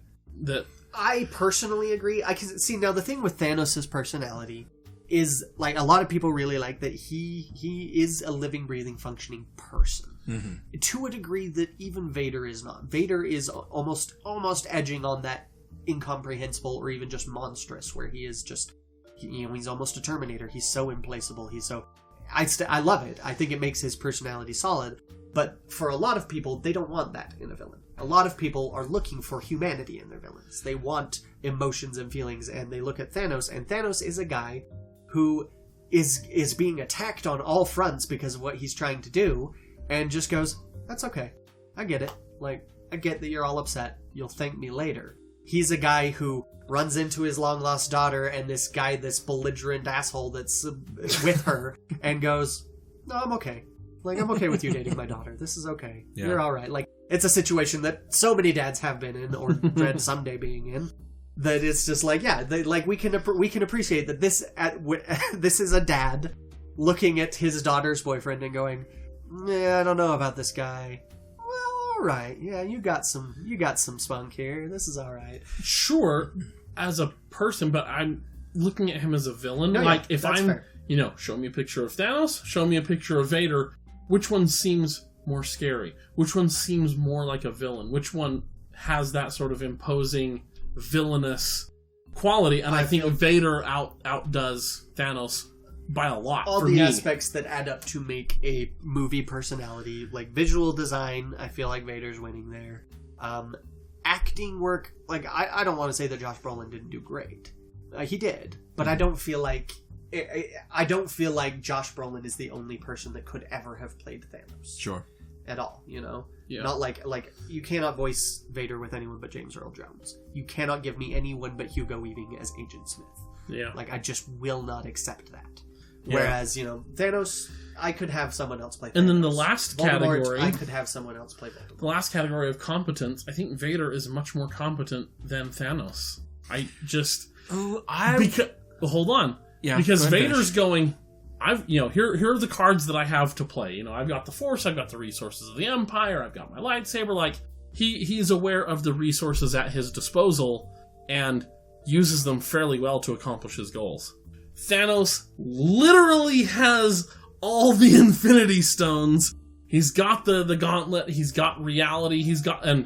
And still, we know he's going to get beat. He's got literally the power of reality and time and creation literally in the palm of his hand, or on the knuckles of his hand, I guess. And he's still going to lose. He's got far more resources at his disposal than Vader and fails at using them well. But the fact that he found the Infinity Stones was supposed to be impossible. I'm not saying that he is incompetent by any means. I don't think he comes across quite as competent as Vader, for me at least. And part of that is the excess of options that he has. That when you have a character that's too powerful, they have so many abilities that anything is possible, but they still get defeated in some way, or they still have setbacks and everything, that it's like, no, you have literally infinite possibilities at this point. It's Green Lantern's problem for me, is like, I can't even wrap my head around writing Green Lantern, because it's like, he can make anything with his mind. And there's so many times when I read Green Lantern stories where I'm just sitting there going, like, I can think of like 3 things off the top of my head that you could have used there that might have been more effective. Now, I can buy in a story that you didn't think of that there, but the more that happens, the more it becomes this, you have too much power. Yeah. Like, we need more curbs on that power, it just doesn't work for me. Superman suffers from similar problems in a lot of situations. Yeah, that's why I don't like Superman. It's why I don't like Doctor Who. It's like, you've got all your little screwdriver can do almost anything you can think of. You've got the power of time, and yet you continue to have problems. Doctor's problems is like, he shines best in individual episodes where it's like, okay, we're going to set up the rules for this episode, and we're going to follow them for this episode. It's Harry Potter does the same thing. Within this book, this makes perfect sense. If you take all the books as a whole, it starts to not add up. Which is what you have to do when you live in a universe that is not just one episode or one book. Yes. Thanos gets into that problem a little bit for me too. When I was watching that movie, it was like, I'm having fun, and I think it was well done. I think Thanos is a good villain. Yeah, and it's not But that I did have a few moments of just, why aren't you doing more? Like, you could do more. And I guess in the end, like, I haven't rewatched that, to be fair. I've only seen Infinity War 1, so caveat there with my opinions on Thanos. But I can, again, it's one where I have to do a little more legwork of, why aren't you doing that? I can buy that it's just, he doesn't need to. Thanos is not a man who expends more energy than he needs to. I can buy that. Like, when he's waltzing through the Avengers at the end there, and there's so many ways he could have dealt with them, and he's really using very minor methods. Well, but yeah, I can understand that. We've been shown throughout the movie that he's not out to murder everyone. He's not angry at these people for trying to get in his way. Like, really, he just wants to do this, and so he's using the bare minimum amount of effort to do it, so that he's not murdering people left and right, because he wants to save all the murdering for the end? Like, yeah. I guess, I can buy that. But so Ross, again, hold on. Mental work. It's just because for me, his competency shows more just up until he gets the gauntlet. You're right. I mean but we have that same problem in stories all over the place. Yeah, when you get an all powerful item, why are you not all powerful? Yeah, according to my definitions, right? Yeah. So, but for him to actually take that title of conqueror to find these stones that most of the galaxy, if they've heard of them, dismiss them as legend. He's doing all these impossible things and gets it done. Except he isn't the one who gets them done. That's why we have the Marvel Extended Universe. It's other people doing it. A lot of it. For him. Well, he actually, in the end, But it's like, let's go through the Infinity Stones. Red Skull is the one who gets the blue one. Well, the Tesseract goes all over the place. Right. It's like the blue-faced dude gets it in Guardians of the Galaxy, gets the purple one. He's not the one who's going out and getting the Infinity Stones. Yeah. But remember, after Guardians 1, Thanos had to go in and actually destroy that planet. So all of the people he chose as his subordinates were in the long run incompetent because he had to go out and personally get each of these stones. Right. Everyone he sent out got it halfway there, and he had to go and finish everything. Literally, even in Infinity War, actually. Yeah. Like, does he get? Does anyone else, any of his minions, manage to get a stone for him at any point in that movie? I don't think they do. He personally gets every single one. He does. Yeah. He really does. I take it back. But everything else, but even then, delegation is a sign of a good leader. Well, but that's the thing. Apparently, he wasn't delegating well enough. Yeah. He had chosen the poor people to delegate to, sure. Yeah. But he did a very good job at disseminating. He had all these different branches going after all these different stones all at once, and he still kept it all in. And I will say, personality-wise, going back to that the setup they gave us of Thanos through the MCU, of slowly revealing him, showing him bit by bit, I think was pretty solid setup for the menace of Thanos. Mm-hmm. And it did, I enjoyed it, but I did often have times in the back of my head where it was just like, man, I mean, maybe our heroes are just super competent, but it really feels like everyone Thanos is sending out to do his dirty work is just incompetent. And that doesn't speak well to Thanos. Now, Thanos goes out and does it, and it's like, oh yeah, he gets every single one. Dang, why didn't he do that sooner?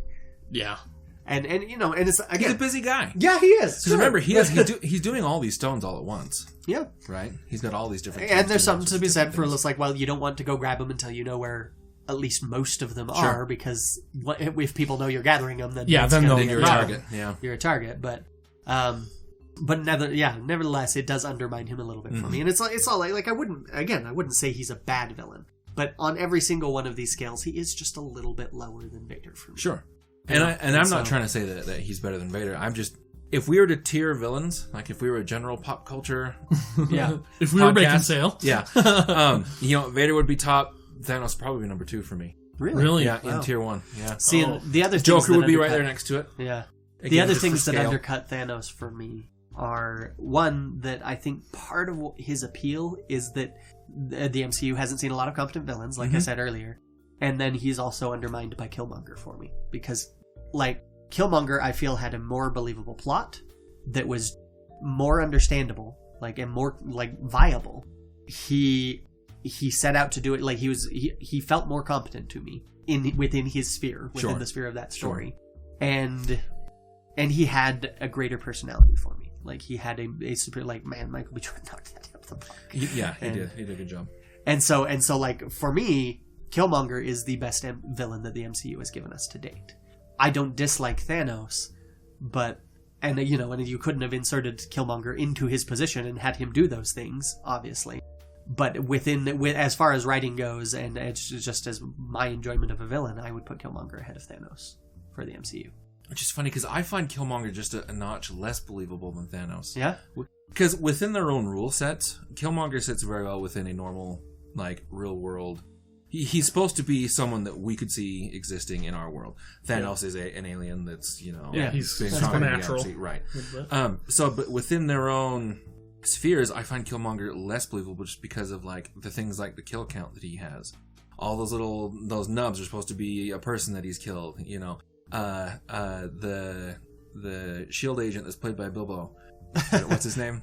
Not the Martin agent, Freeman. Martin Freeman. The Freeman, S.H.I.E.L.D. agent that's played by Martin Freeman is he was racking up kills like it was a video game. Well, I mean, no, that doesn't happen in real life, right? Unless you're Woody Harrelson's dad. But even then, Killmonger's got hundreds of those little things on him, and so he's personally killed hundreds of people. It doesn't happen that way in real life. Well, so that's the thing, though. So, earlier, audience, we discussed how Chris poured over lists of serial killers, researching serial killers just for fun. I'm about to get told, aren't I? Now, that's the thing is... I can feel it coming. In warfare, you're not wrong. Right. It's hard to rack up that kind of kill count in warfare, but it's not impossible. Because you do have serial killers out there, especially in more third world countries where it's harder to figure out that this is going on, where people go missing more easily, where it's harder to track them down, that they will rack up a body count. You've got modern serial killers in African nations that are racking up hundreds of serial killings by the hundreds, and that's not counting war criminals that are out there just slaughtering people, which happens more than we want to say in Africa in particular, which is theoretically a good chunk of where Killmonger might have done that sort of thing. You look at Chris Kyle, American Sniper. He's an American Forces sniper that I believe had a kill count in the low hundreds. Did he? Well, let me look that up, but because I don't want to ascribe that to him. Because I also want to separate, though, in your studies of this, how many of those are large kill counts as a result of mass killings all at once, instead of the mercenary who's going in man to man killing people? With the serial killer, it's not usually mass killings. It's usually with the ones who are actually being treated as serial killers who have hunted and stalked victims and have just been horrible. With that's why part of why I brought up Chris Kyle is because he's a sniper. Right. This isn't mass killings for him. He is stalking down victims in let me look up Chris Kyle sniper, 4 tours in the Iraq War, several commendations. Come on, Wikipedia.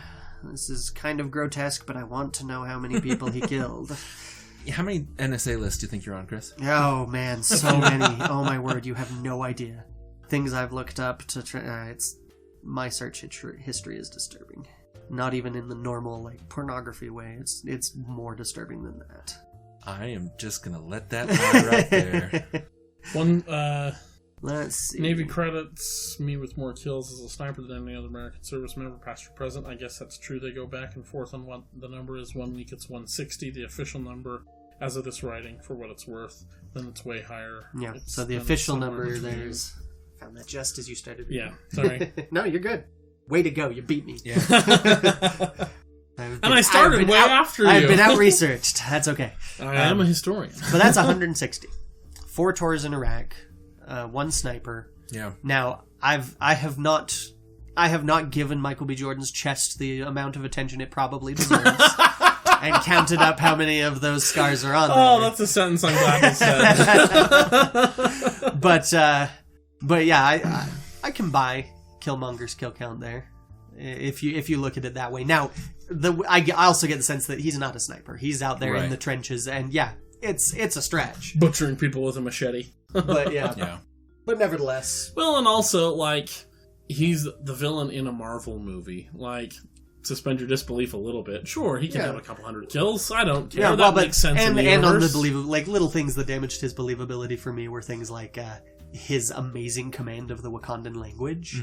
Like, I'm just like, I have learned other languages. I don't care how much he spoke that. He was pretty dang young when his dad died. Yeah. Right. And if he had no other avenue to research the language of this secret people that he had no access to, like, seriously, how does this dude speak Wakandan so Right. well? Yeah. At all, let alone so well. Yeah, there's things like that damage his believability for me. But all in all, his plan is, I want to take the vast resources of this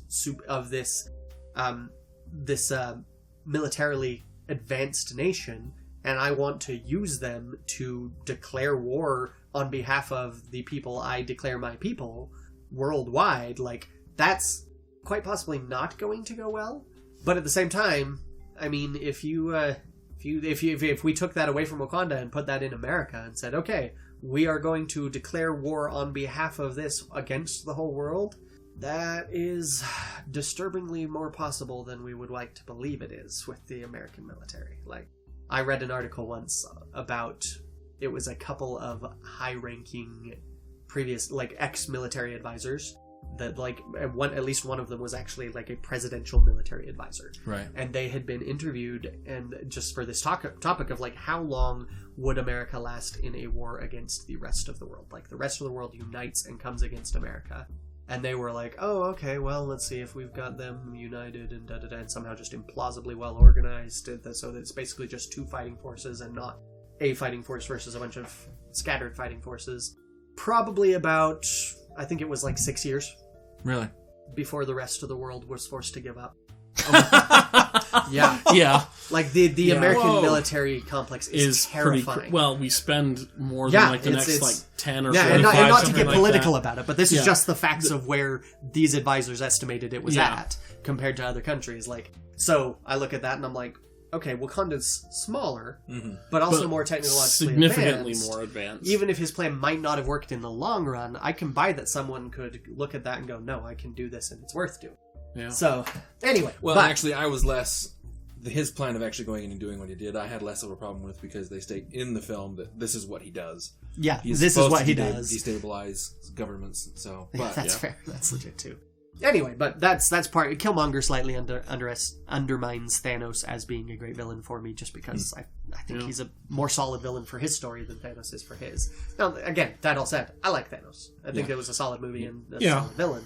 But if he is on my list of greatest villains of all time, which I might commit to after the next Avengers movie, but he's not high up on it for me. We should revisit this after Infinity War. I think we need to. Just Yeah. like as a Nerf nugget. Be like, hey, remember that episode? Let's finish it up now that we have the full revisit Thanos it story. after Avengers 4 and after Episode 9 when Vader, of course, is going to come back and do all this. Yeah.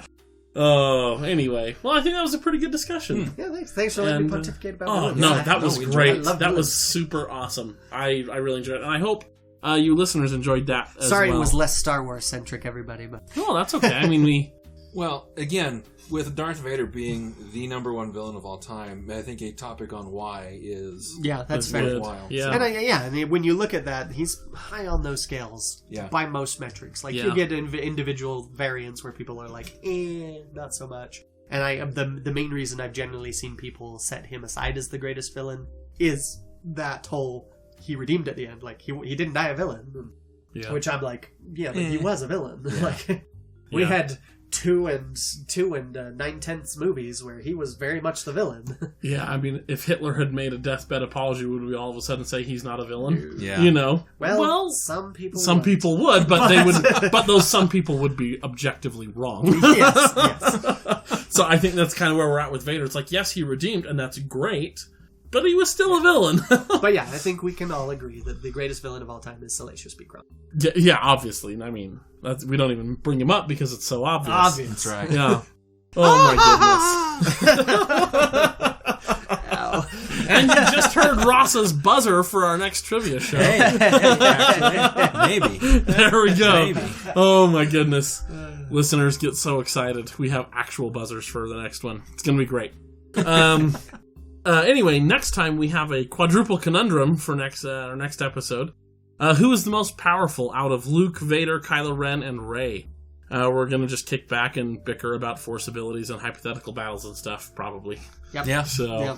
Sure. yep, Good time. it's just going to be pretty chillax. Come and join us. And be sure to follow us on Twitter at More Civilized and join our Facebook group, More Civilized Podcast. Both of those places, we would love for you to tell us what you think. Who's the better villain, Thanos or Vader? Any other Or villains? anyone else, Yeah, yeah. really. Yeah. Just any... Joker's still my number one. Yeah, Joker, anything like that. Let us know. Either of those places, we would love to hear your comments. You can talk with me on Twitter at Mr_R_star. Yep. And if there's anywhere you would like to find our podcast but can't, please let us know. And if you have anything you would like to hear us talk about, any ideas for episodes that just are burningly delightful topics that you have to hear us pontificate upon, please let us know. Yep. Indeed. And again, may the Force be with you. Always. I'm Anna Graves, and thank you for listening to a More Civilized Podcast.